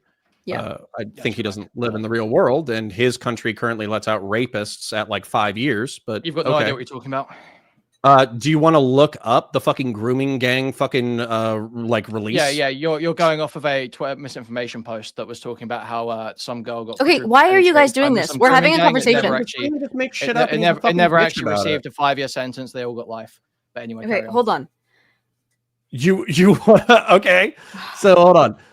You want to do, dude? This was in the fucking loner box link. You fucking loser! You're making shit up live on fucking stream. You're talking about the case that was going around Twitter. This was something that loner box linked me. Where a grooming gang that quadruple penetrated a 12-year-old or something got 3 to 5 years, according to some Twitter post. But it wasn't even true. If you went and looked up the case, the guy who facilitated. No, that's not even what I'm talking about. Okay, go for it then.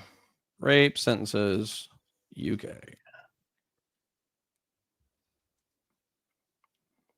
Do you mean the Dude, prosecution guidelines where it's like the basic guidelines up to 7 government years? fucking website saying that the average length of sentencing is 4 to 19 years.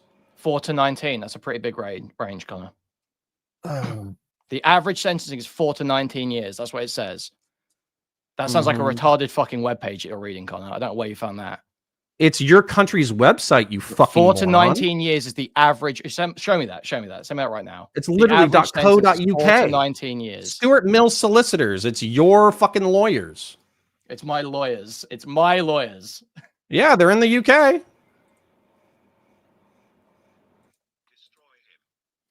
Queeman.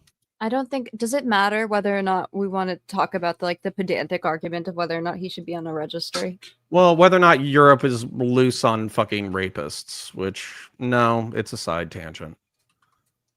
Yeah, I don't think it's even that relevant. Obviously, okay, at least so publicly. Queeman wants everybody who's shared a fucking nude to be a sex offense register. Okay, got it. So in Steven's case, actually, this is the question. Yeah, how long do you think he should be incarcerated, Queeman? How long Until he's dead. No, I would love a particular mean-free answer. How long should Steven be incarcerated for the offenses that you currently know about? I don't have like a particular length of time for incarceration. Oh, you're being a pussy. Why don't you own something, you spineless fucking coward? Well, I think there's an argument to be made. I do think he should only register. That's what I'm. There's an argument to be made that he actually, I don't think that he would benefit from prison time. I think it would behoove the world. So no incarceration. To have he just has him to go live on pedophile a registry. Island. No, I think it would be a good idea for him to not face jail time. He's not going to get jail time, but I think having a permanent marker on his record when any girl he ever dates or has sex with Googles his name, that there is something that says that he has done this. Yeah, I do believe that is actually completely fair to do. Okay. So, all right, just summarizing your guys' perspective.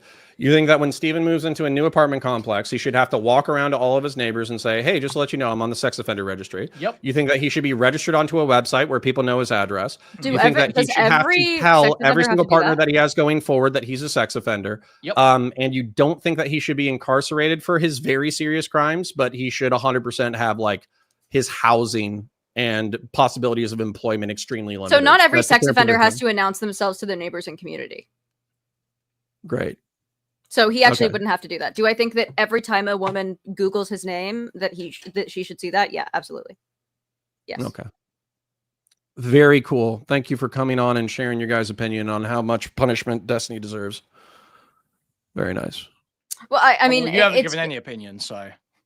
No, I've given you quite a bit of opinions. As a matter of fact, you've gotten fucking ass mad about a few reasoning. of them. You've dodged giving any basis for them repeatedly. Every time. Queeman, please ask me a direct question, and I will give you a direct answer. Yeah. Do you think Destiny's a sexual predator?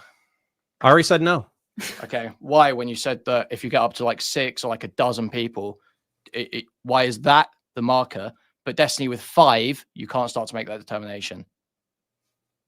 Because according to a summary of Florida laws and definitions, sex predators are repeated offenders of people convicted of first-degree felonies, while a sex offender is a person convicted of certain sex crimes. Recording so someone. I think it actually is a first-degree felony to record someone without their consent and send it. I said he's maybe a sex offender. I don't think he's a sex predator, according to the definition that I just looked up. Okay, so what he did with Terry, Queeman, hold on. I need to point this out. Hold on, Queeman. I need to point this out to your audience because I need to know that you're actually just an argumentative bitch, but you don't actually like understand the words that you're saying. So you said, Connor, you haven't owned a position this entire conversation. And not only did you asked me the same question. Hold on, shut the fuck up, you fucking moron. So basically, what you did is you pulled up. You're the dumbest Jew. Your Ashkenazi IQ did not come through. But if you search sexual predator definition anywhere on the internet, that's not the definition. You'll get something more like this. Stop it. I'm going to point something out because your audience is actually too fucking retarded to understand something. I'm not listening to you. I'm just going to keep talking until you're done talking, and then I'm going to say what I'm going to say anyways. Such as rape. Okay, so I'm going to say what I'm going to say anyways. So you asked me for opinion. I gave you the same opinion 20 minutes ago. I answered your question directly. 2 minutes ago, you accused me of not owning a single stance in this entire conversation. Yeah. So does Connor, your what you said a minute ago was that faggot, with enough enough loser fucking audience understand that you lied about something that happened in this conversation, or are they still like sweep? Connor's just sweeping for destiny. Do they understand that you were wrong about something? So Connor, a position you also took in this conversation was that given enough recordings, sexual recordings, you would consider someone to be sexually predatory. Now you've walked that back because these would be third-degree felonies that would never meet your definition for sexual predator. But a moment ago, because you didn't give me enough time to read the fucking definition because you kept interrupting like a little bitch. You can find many different definitions of sexual predator. The one you've pulled up isn't the only one. I'm asking, what's your definition? You're being predator, autistic. Your stance should not be Google. Your stance should not be Google. Your stance should not be, I Googled this. Yeah, my stance isn't Google. My stance is the Goldman-Wetzel Law Office interpretation of Florida laws and definitions. You guys love lawyers. I know you guys love Pisco. You love Pisco Liddy. Why don't you love Pisco Liddy tonight? Connor, you've just decided your definition of sexual predator just tonight, reading that. So you admit he's a sexual offender. I will admit that he's likely a sexual offender. And by the way, here's the thing. By the way, here's the thing. Y'all also probably need to come up with the Florida state statute that actually convicts him of something. Because right now, because there's a gap in the law, like there's what do they call it? Wait, I have a question. And you're gonna love this. There's voyeurism. That's a charge, but the statute doesn't apply. Then there's cyber sexual stalking, which doesn't apply. It seems like the law that Sherry might be able to prosecute under is a non-consensual recording. So if you guys are so convinced that he's a sexual offender, I would love to see a fucking crime that he's violated. I have a question. I'm calling him a predator, and I don't base it off of a law. I'm going off of sexually predatory actions he's taken because I have a definition of sexual predator. You also think Anna's so retarded that she couldn't consent. So I get where you're coming from. Yes. I think Stephen definitely has sex with women who that don't have the agency to say yes to Stephen. Yes, I would actually die on that hill. Okay, so I'll ask you another question. I have a question first, Connor. Okay. I have a question first. Do you think Anna is so retarded that she can't consent? I don't think it's so retarded. I think that there's multiple things going on. I wouldn't maybe put Anna in that bucket, but I would put someone like Baby Peach in that bucket, someone who I think should have like a caretaker who lives with them. He should not be having sex with. Yeah. And not only that, but taking videos with her and sending videos to her of other people as well. Yes, I believe that like is genuinely probably some form of rape. She's like obviously to the point where I don't think she should live alone. So, yeah, I think that's also proof that he's a sexual predator. But okay. What I was going to ask is, okay, let's say that I did lie about Hassan. Let's say that I completely lied. Do not walk it back, please. I'm not walking back. Let's say that I lied. Am I then a liar? Yeah. Okay, so if Steven sexually predated on someone, does that make him a sexual predator? I'm not going with your fucking gay ass lame fucking layman fucking definition. No one is destiny. Okay. Listen, here's the thing. Vosh's food shop's a pedophile. He's just horny. He forgot. Dude, this is hilarious, dude. Queeman, I heard the legal other day of sexual predator for Destiny, but when Food Shops watches Lolly, it's not the clinical definition of pedophile. It's just you're a pedophile. That's interesting, isn't it, Connor? Wait, you know what's also interesting, Queeman? I seem to have heard. I was listening to a Queeman stream the other day, and I heard Queeman in a very calm voice say, "If you're jerking off to cartoon children, there's a higher than average chance that you probably have proclivities that are antisocial, and you might be a pedophile." Yep. I heard that from Queeman. Yeah, I wouldn't state it as fact though. I wouldn't use it as my definition of pedophile does not encompass. I think all of you. It's so easy. As a woman, I'm looking at some of you fucking degenerates, and I'm like, it's so easy to never do shit like that. It's so easy to like never. It's actually so easy to never record a video of someone you're having sex with and distribute it. It's so easy to like never watch child porn or like lolly. Like it's actually so easy to avoid these things. And to seek them out means that you already have a pathology. To be someone who feels comfortable enough to take a video in your pocket of multiple people in your sexual instances with them and send them, that suggests something that I, as someone with empathy, cannot even fathom. I can't even fathom doing something like that. Obviously, there are people who have very sociopathic tendencies. I think that Steven will do this again. There's no doubt in my mind that he will do it again. There's no doubt in my mind. So to be on a registry is the answer. I don't think he needs even jail time. I think he'd love jail, actually. There's so much cock to suck. I think he'd love it. I think that genuinely everyone should be warned about him, and I think the social fallout from something like this also will follow him forever, and I'm very happy about that. And that's all I have to say on it. And also, my heart goes out to the victims who were genuinely, of course, I probably believe myself to be a low-tier victim. I believe even Connor to be a low-tier victim. Everyone who I know in this orbit, I think, is a low-tier victim of Destiny and his sadism. But my heart genuinely goes out to Cherry, who is clearly a victim. I hope that she gets justice. I hope Pixie gets all the money she's asking for, or more. And I hope that Steven loses access to every single woman in the world. I hope he never has sex again. So that's all I have to say about that, and I'm probably going to leave. Okay.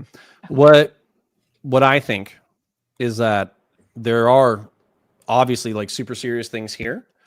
And not only that, I would say that if you actually watch the stream going through the information that we went through, I think that the Nicholas Diorio offline chat things from Destiny effectively show that he's not contrite, that he's not apologetic, and that he probably doesn't feel remorse about what he did. And so as a result, the thing that I would need to see in order to continue to associate is actual contrition, actual apology, actually trying to make it right with the victims, all that kind of stuff. Have you seen what he's done since? What's that? Have you seen what he's done since? No. What, like the things he's posted on DGG? He said that Pixie just wants his money. He said like he told someone like that he fucked his mom. Like complete and utter just like disregard, doubling down. Like it's starting. Like he's spiraling. He's like not apologetic whatsoever. He said I don't even want to do anything like this anymore. I'm on Vyvanse. My dick barely works. Like that was his excuse, is that like now that he's on Vyvanse, he like doesn't want to like rape anymore. Which I think saying it was a year ago and I got my medicine would not be an acceptable argument for anyone else. And so it's not an acceptable argument here, right? Yeah. So if we're not actually getting, so if we're actually not getting contrition. Is that your beautiful wife? Yes, it is. Tell her I said hello. Yeah, she is great. So hi, Lav. You're her favorite Twitter shit poster, by the way. She's my favorite in general. Right. So, anyways. Oh, and by the way, sorry, I'm gonna be mean here. All you fucking nerd. I'm just gonna say the F slur. All you nerd fucking faggots in my fucking chat coming over from fucking Queeman or wherever the fuck you're coming from. It's Jason. I'm already beating y'all. Jason, okay, right in life. I have 2 children. I have a job that pays my bills. I have a decent YouTube channel that's doing well. So, kill yourselves. Anyways. Whoops. Well, thank God for that. What was the next part? So, got raped by a twink. Jesus Christ. Do you think you could rape me, Queeman? In real life? If I tried, I think I could have a chance. Do you know Brazilian Jiu-Jitsu? No, I'm taking out for a drink though, slipping something in. This is getting gay. Okay, all right. Yeah, then you go on the fucking Reddit.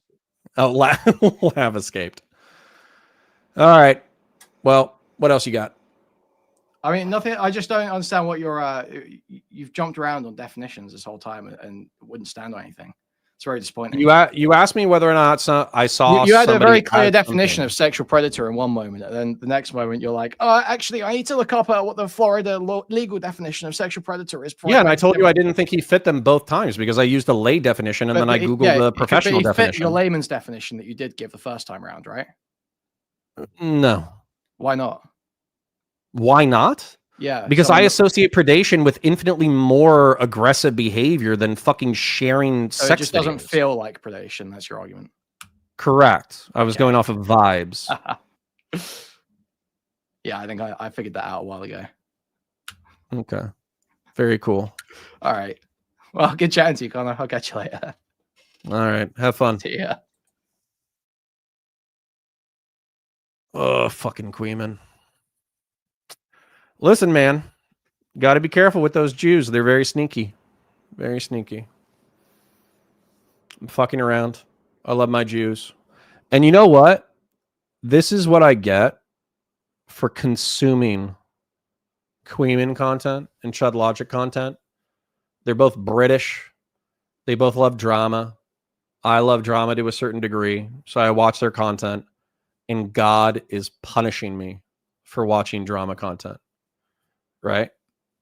Like I should be reading audiobooks. I should be doing something more productive with my life. And instead, I watch drama content. God is punishing me. That's all right. Listen, chat. You gotta take hits every now and then, okay? Queeman has been on the pro Mr. Girl anti-Destiny train for 2 years that I can think of. And so he's been grinding in the hate mines of Destiny. And so I do stand by everything I was saying earlier. Like I do actually think that Max's tweet is fucking gross against Ukrainian Anna. I do think it's myopic. I do think it's self-centered. Also, I don't think these takes are going to last. Okay. Here's my real prediction. Okay. This is my honest to God prediction is that Sherry, she's like Steven her entire life, right? She's had parasocial love for Steven her entire life. And so while violated, I don't think that she's going to go to court in order to prosecute him for a non-consensual recording, which is the best statute that we can find, right? And so as a result, I think the criminal case with Sherry isn't going anywhere. I don't think Melina wants to do anything about it. I don't think that the other women want to do anything about it. I think this is going to be a massive black stain on his reputation. And so as a result, okay, well, Ira Donati, I'll solve that for you. There's a timeout. Go fuck yourself. So anyways, I don't think that they're going to go through the legal process. So as a result, I don't think Destiny is going to catch criminal sanction. And if he catches any criminal sanctions, it'll probably be minimized. Now, if there's more stuff that comes to light, sure, whatever. We'll figure it out at that time, but not based off of what we have right now. This concept that off of sending nudes unconsensually, you're going to be on the sex offender registry. I think that's fucking insane, right? So if I was talking to adults who had professional experience, who had lived any sort of life, you would realize that there's taking nudes, not of children, of course. There's taking pictures of nudes and distributing nudes. There's sexual assault, like groping someone. There's sexual battery, like fondling someone or jerking them off or fingering them or whatever. Then digitally, which I'm pretty sure is a different statute. Then there's rape, which, by the way, I think there's some statutes in rape that will cover like digital as rape. And then there's like forcible rape. So we have the spectrum of sex crime, right? And so they're taking effectively one of like the least impactful on the sex crime spectrum. And they're saying, well, it should be all the way over here. And it's like, it's not, you can think that it's not going to be. Ivan Smirnoff says, massive L. Connor, you should never waste time. Dude, listen, since the beginning of being in Twitch and YouTube politics, if somebody wants to talk to me, I talk to him. Okay. It is what it is. And I say what I think. I'm not going to change up. I'm not going to be like, oh, I'm going into my fortress arc, right? Vosh has been a fucking pussy for 2 or 3 years now, hiding out in his gay little fortress arc. Hassan's a fucking pussy hanging out in his gay little fortress arc. I'm not going to be like those motherfuckers. Okay. So if you're expecting that from me, it's not going to happen. If Queen wants to talk, we'll talk. Are the views with drama? 100%. You're at like 250 tonight. 250, 260. We're normally between like 50 and 150. If it's like super spicy, we're at 150. If it's like medium spicy, we're at like 90 or 100. If it's like a boring, dry political analysis show, we're at like 50 to 70. So yeah, pushing 260, like 240 to 260 all night. You better fucking believe the views are with drama. 100%. I don't think he'll be doing any more because he's on Vyvanse. So true. So true. Yuki Ashigo says it's sleepy, but I don't know if it's Brianna telling you not to. It's just random, not racist, but whatever. Yeah, sleepy. I'd talk to you. I don't care. We've talked before, right? I always mix up handles. So sleepy, I'm going to apologize if I'm mixing you up with somebody else. But aren't you from Singapore? Right? If I mix that up with my Singapore friend, my apologies. And I'm just reading chat. I'm probably wrapping up. I'm probably going to be gone in the next 10 minutes or so. So Connor, try talking to Mr. Girl like he has some higher moral ground. No. I DM'd Mr. Girl a week before this drama broke because I must have sensed something in the wind. So I was already writing a summary for the Destiny report because the Chud Logic reading of the Destiny report is 18 hours long and it didn't need to be. And so I was already writing a summary. And so I was like, if I'm covering a decade of Destiny misdeeds, then I should try to get, a decade coverage of Mr. Girl's exploits.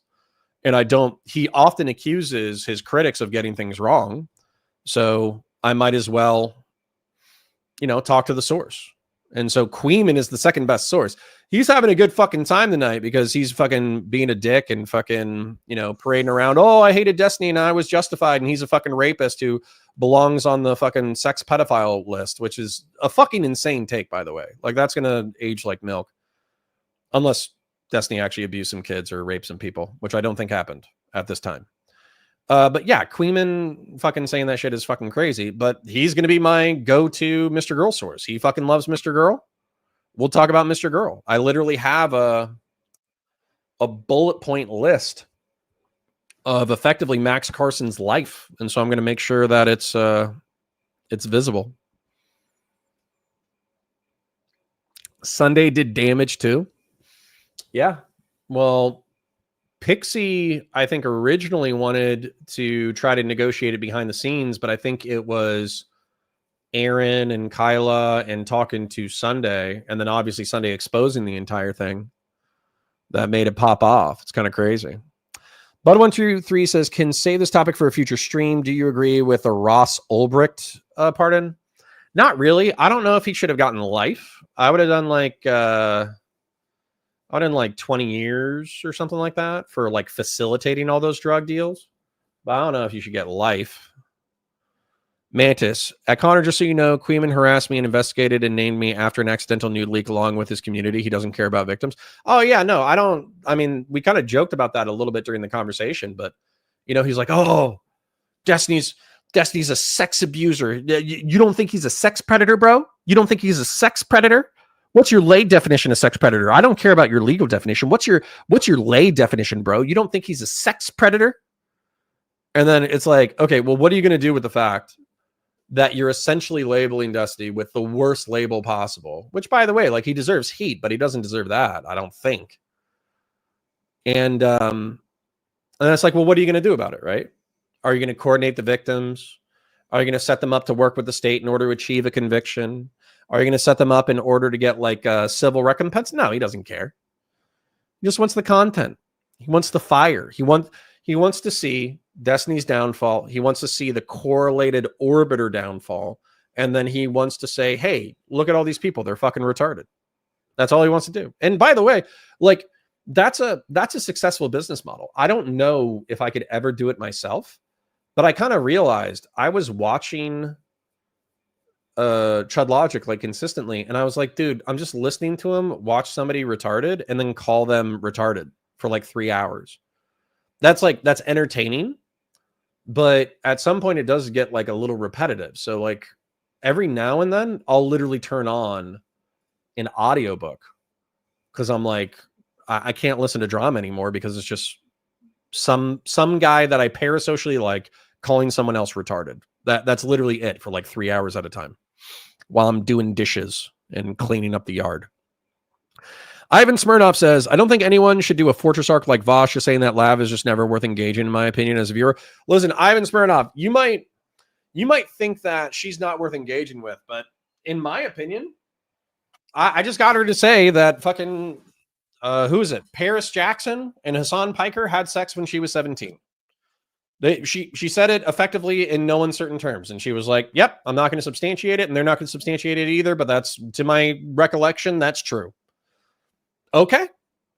And here's the thing. She's taken so much shit for that take.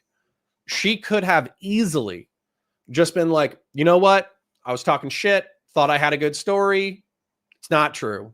Right? She could say that at any time. She could literally just say, nope, not true. But she owned it.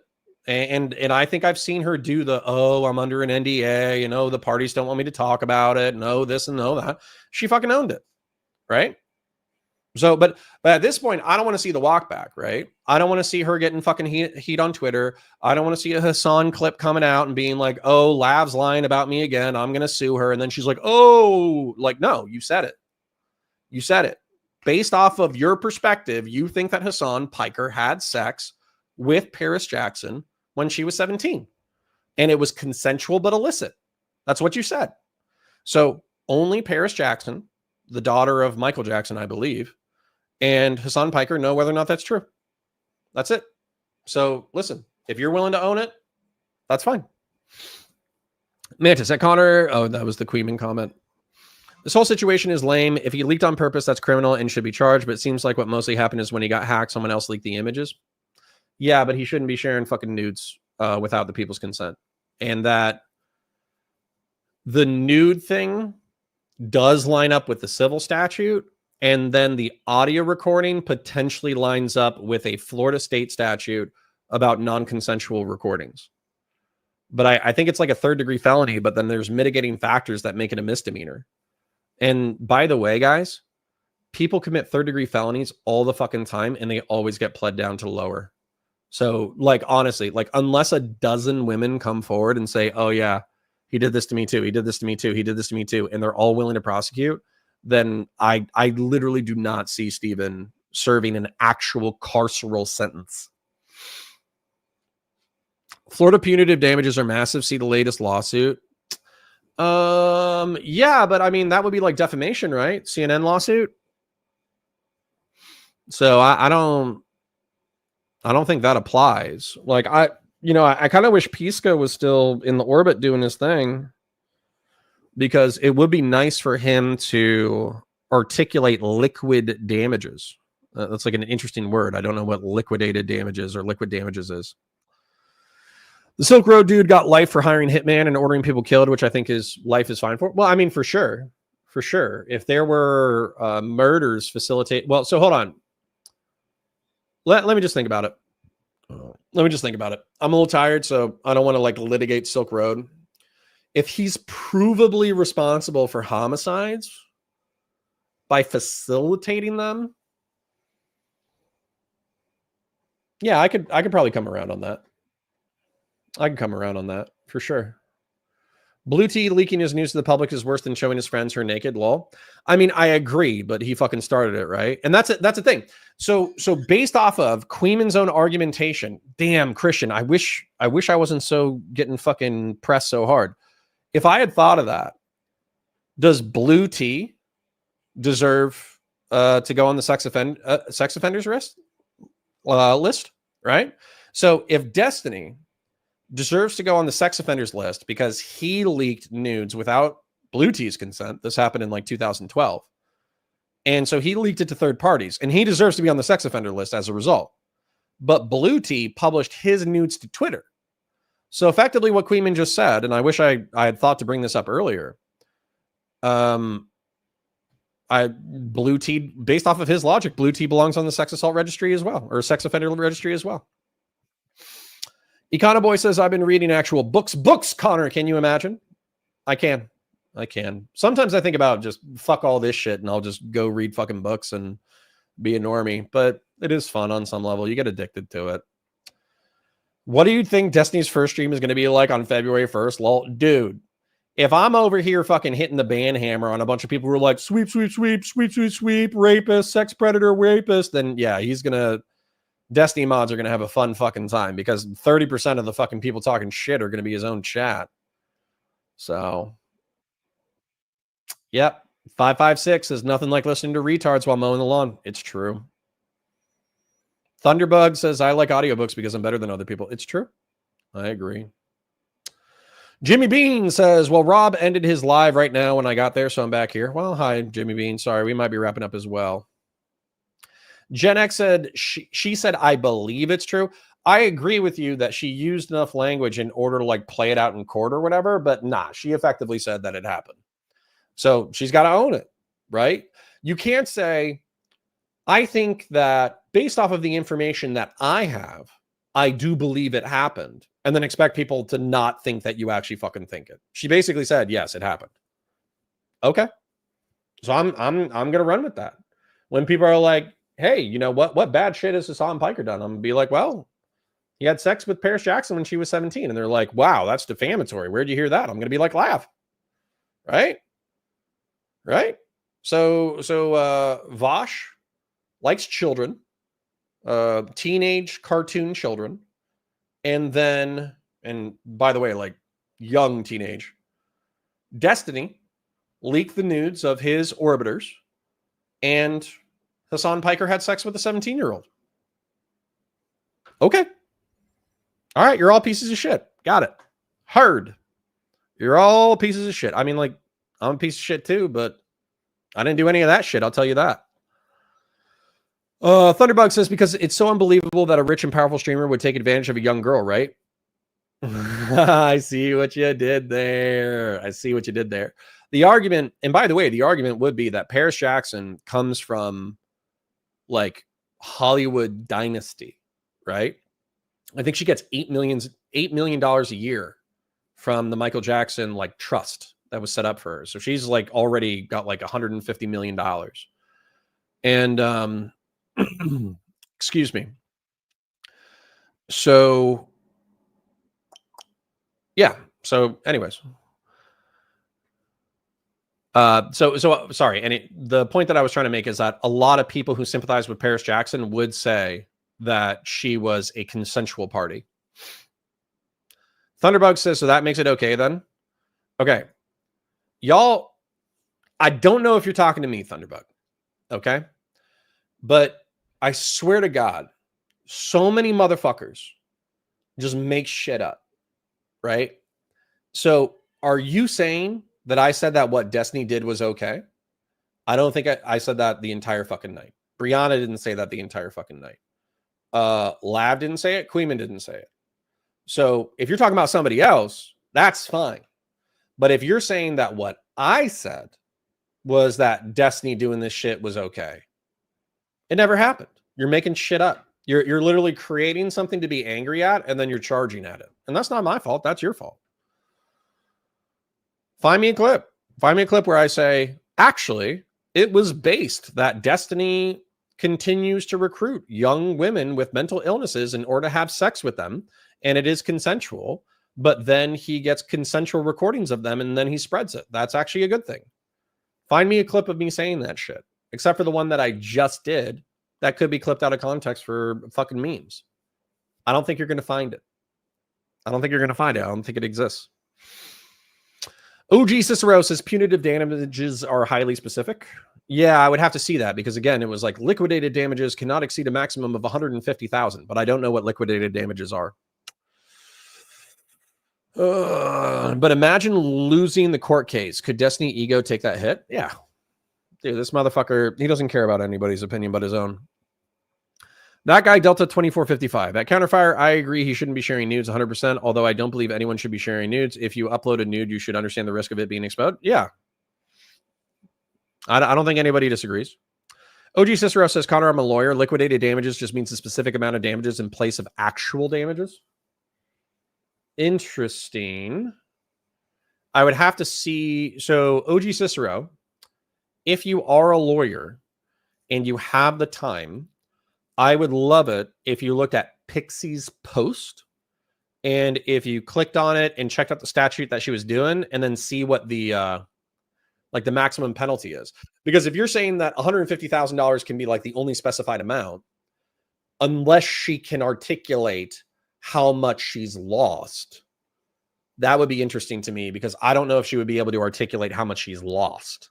And I don't know if it would exceed 150,000.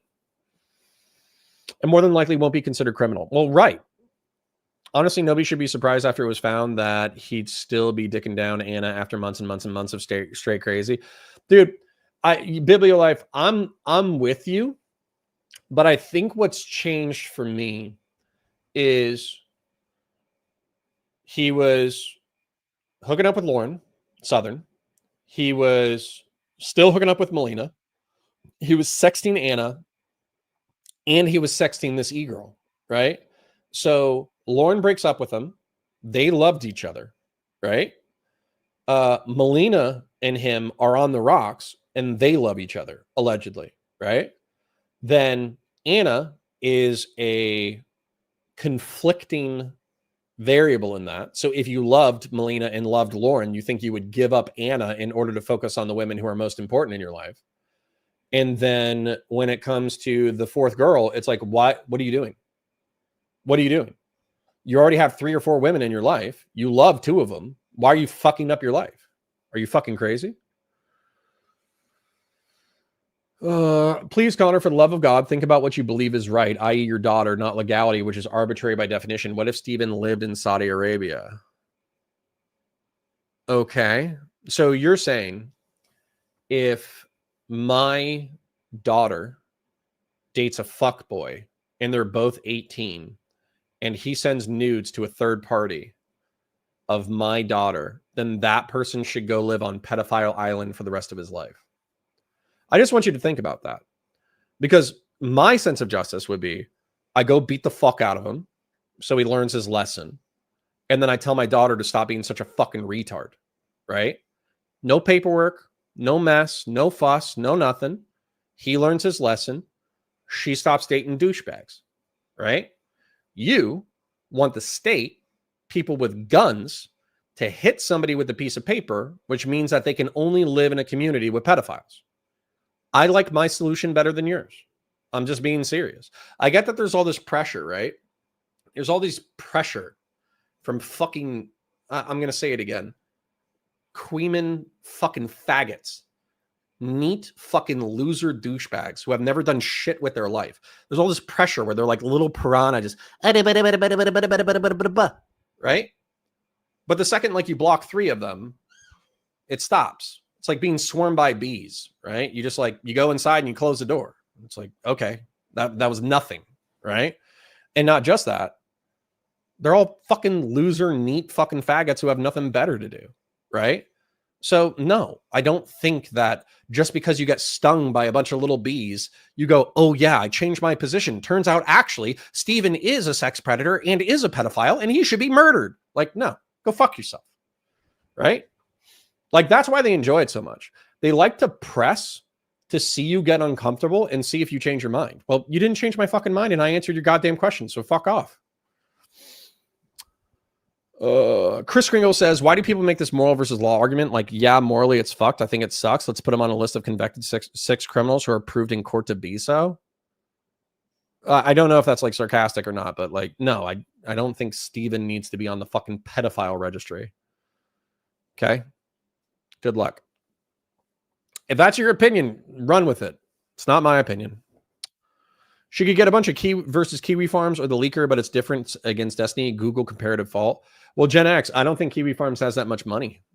I think they have like a few million tied up in like some kind of like legal protective capital, but I think it would get burnt out really fast. And also, I think Kiwi Farms could appeal under the First Amendment that they have the right to host certain content. I don't know if you can host known revenge porn, though. I think that if you knowingly host revenge porn, you might be liable. That's interesting. That's interesting. I'll keep my ear out for that one. Those don't count as sex offenses. Well, that's the other thing, too. So the thing that would be charged, the audio logs or whatever, those would be charged as, those wouldn't be charged as sex offenses. You're absolutely right. Those would be charged as the non-consensual recordings. Affect, oh, why do you come up with witty questions after they leave? I know, right? It's like fucking shower arguments. It wasn't voyeurism. I agree. Yeah. Christian Valeris was like, damn, I got the gotcha, but I didn't write it when it mattered. True. But to be honest, I was probably getting fucking random. I was getting queefed. I was getting swarmed by queefers. I just finished the last Fleet series by Jack Campbell. So fucking good. Based. Anyone that couldn't see how degenerate Destiny was is a moron. How can anyone believe his political views and portray himself as being above the right, yet his life and his actions are degeneracy? Lysandro Pena, I mean, you know, I complain about way more than these fuckers complain. They're just all up in fucking arms. So, whatever. Connor ran from Smith. I didn't run from Smith. I said that I would talk to him. I just said that he would have to say something that showed like flip-flopping, and he just said my position. Saying my position isn't a flip-flop. It's my position. Yeah, there's a flip, and there's a flop. And I don't give a fuck. I'll talk to Smith whenever the fuck he wants to talk. As a matter of fact, I'm going to start streaming on Saturdays. This Saturday I'm busy, but I'm going to start streaming on Saturdays. So Smith is welcome to come on and give me his fucking moral frog position on why he can be a coomer but not violate people's consent. And I'll try not to use the F slur. It is what it is. Bum number one, in my opinion, you should do a beginner-friendly Star Wars from start to finish playlist. Well, I mean, I'm kind of working on it. I saw your comment on the Star Wars, Counterpoint Star Wars content, where you're like, oh, man, I waited 15 years for someone to break this down. I'm actually going to share it in chat. Chat, if you are even slightly into Star Wars, or Counterpoint Star Wars, I can't spell it counterparts. Counterpoints Star Wars. I basically started a channel that is similar to the Counterpoints 40K channel, but it's about Star Wars. And so I'm starting and doing it chronologically. And so if you're into that, go check it out. You know, first video did good. I got like 50 subs, 300 views, or it's like 250 or something like that. And then second video is not doing as good, but the thumbnail isn't as good. So I just think it's something that I have to build up over time. OG Cicero says, so for example, you could have a contract with a liquidated damages clause where it says that regardless of how much you were harmed, if there's a breach, you get X amount of money. Oh, interesting. I might need a little bit more of an explanation in DMs, but I think I get it. All he cared about was content. He could care less about politics. I forget who we're talking about, but true, Lysandro Pena? Oh, you're talking about Destiny? No, I think he cares. No way. 504 bad gateway. How did you knock out Lav for sharing dick pics without consent? She admitted to it on Twitter today because I didn't fucking see it, man. If I'd have said that, I would have been like, Queeman, this your man's? This your man's, Queeman? Does Lav need to go on the sex registry? Like that, I would have done that. I would have done that immediately. You guys are giving me all the good talking points after everyone leaves. What would be funny? Let's say Destiny wins his cases. Would he be spiteful and start suing the fuck out of everyone? Nah, I doubt it. Check your Discord. I swear to Samantha Savage, dude. I'm not doing anything right now. Yuki, tomfoolery, J-Stock. I have like 10 fucking things. Yuki, Singapore. No, I can't come on right now. Are you crazy? I can't come on right now. It's fucking. Oh shit. Yeah, I was supposed to be done like 2 hours ago. Lord Trump pardoned Destiny. Samantha. My reading of it, and this is my area of law, is that 150K is the floor, not the ceiling. Ooh, interesting. Counterpoints at Sleepy Row. I swear to Samantha Savage, check your freaking Discord, bro. I've been in your messages all day in chat. Okay, well, sorry. I don't have time right now. Okay. Yeah, and by the way, if I don't have time for fucking Sleepy, I definitely don't have time for fucking Smith, okay? I like Sleepy way more than I like Smith, all right? All because of Zerka and Dan. True. I really hope they all decide to resolve this quickly and send all the money they were going to send to Ukrainiana. True. Mr. Girl was such a cunt about Ukrainian Anna. It was so fucking rude. No. Yuki, if you want to talk, not this weekend, but next weekend, we can talk. But I'm not hanging out now. Lab doing stupid shit like calling you a victim in Mr. Girl's 100,000 World Filler article or the Jussie Smollett of Destiny's sexual offenses. Listen, man. All right. Being real again, I think they're overplaying their hand. I think they're overplaying their hand like a motherfucker. Oh, playlist for the new fans of Extended Star Wars? Maybe, but I just have to know that it's metrically going to do good, bub number one. Lethal Lance, a counterfire. They wanted to talk about morals when you gave a legal definition, then wanted to talk about why he should be put on a list of people convicted who broke specific laws. Lethal Lance, thank you for noticing. I noticed that as well. Them predators move in flocks. True. I love your use of the F slur. It takes me back to high school. Redmond Berry, 1975.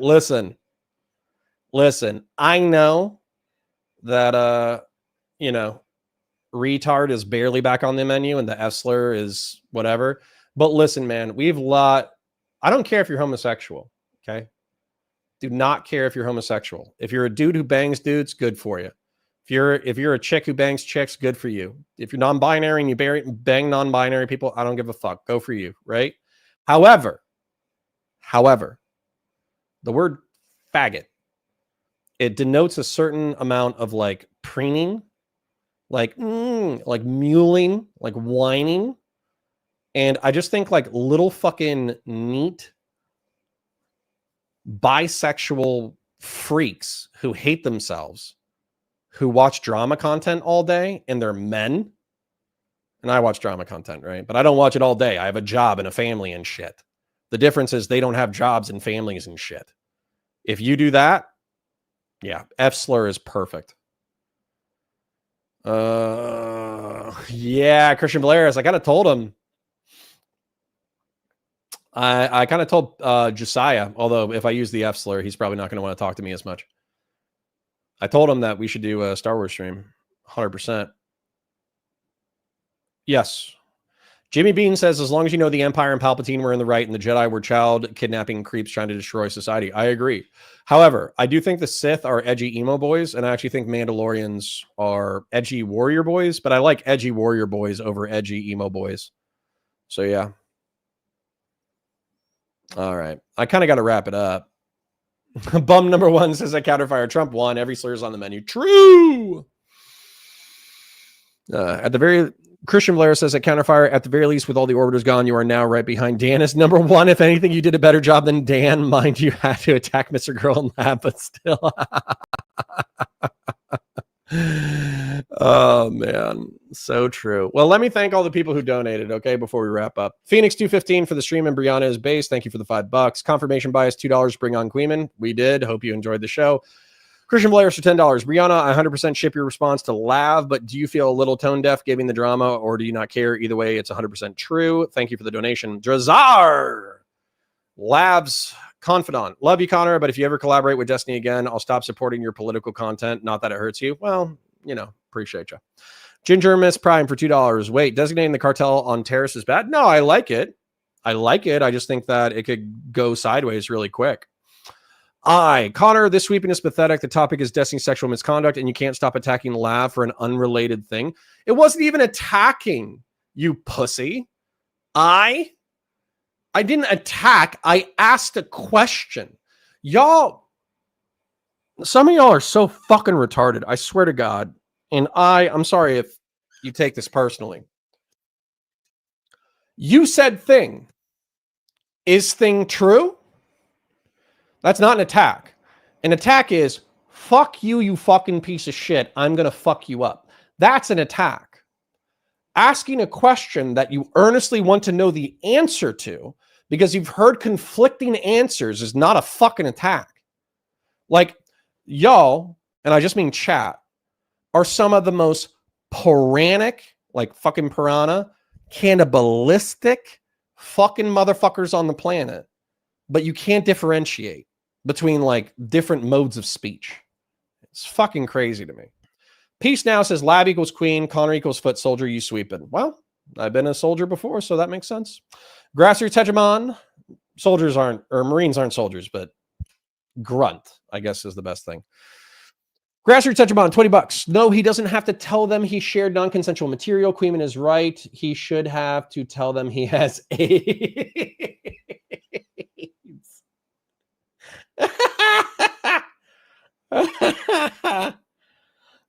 Listen, the punishment is going on the sex registry, but instead of telling people that you shared nudes, you have to tell them that you had AIDS. That's actually, I think that would be a hell of a deterrent. That's interesting. Bibby Life says $2. Made me, Poppy. Your butcher is here to serve. Mommy, Poppy, your butcher is here to serve. I don't know why I said that with a Mexican accent, but anyways. Danabo. We're going to answer Danabo's question, then we're going to go. Oh no, am I an F-slur? No. Bum number one, you're my favorite because you went to my new channel and commented on a Star Wars video. All right. Hutch said it was immoral, but he is waiting for the court. I heard Brianna say that too. I think that is deferring responsibility. Yuki Ishigo, I am helping my father-in-law move tomorrow. I'll be very tired, but we could try to figure out something this weekend. But then this weekend, I'm going places and doing shit with the family on Saturday. I'm shooting guns on Sunday. It's going to be brutal. So Danabo, he's fucking around. OG Cicero says Zonia is talking shit. Well, you know, it is what it is. I can't click on the link, so I can't get it. Anyways, parasocial love to you and yours. Thanks to the 260 people cross-platform who hung out, even if like 100 of them were people who didn't like me. Thank you to the 10 people who gave donations tonight. I greatly, greatly, greatly appreciate it. Zorkmid says, a counterfire, hey dude, it's confirmed that nobody went against Pixie's wishes. It was coordinated. No fucking way. Zorkmid, DM me. That is interesting. I am it's not that Pixie's wrong. Even if Pixie coordinated, I'm not saying that she's wrong. I'm saying that it just looks fucking bad. Right? Yeah. So, no, Pixie can still be furious. And she can still deserve a settlement. Jesus Christ.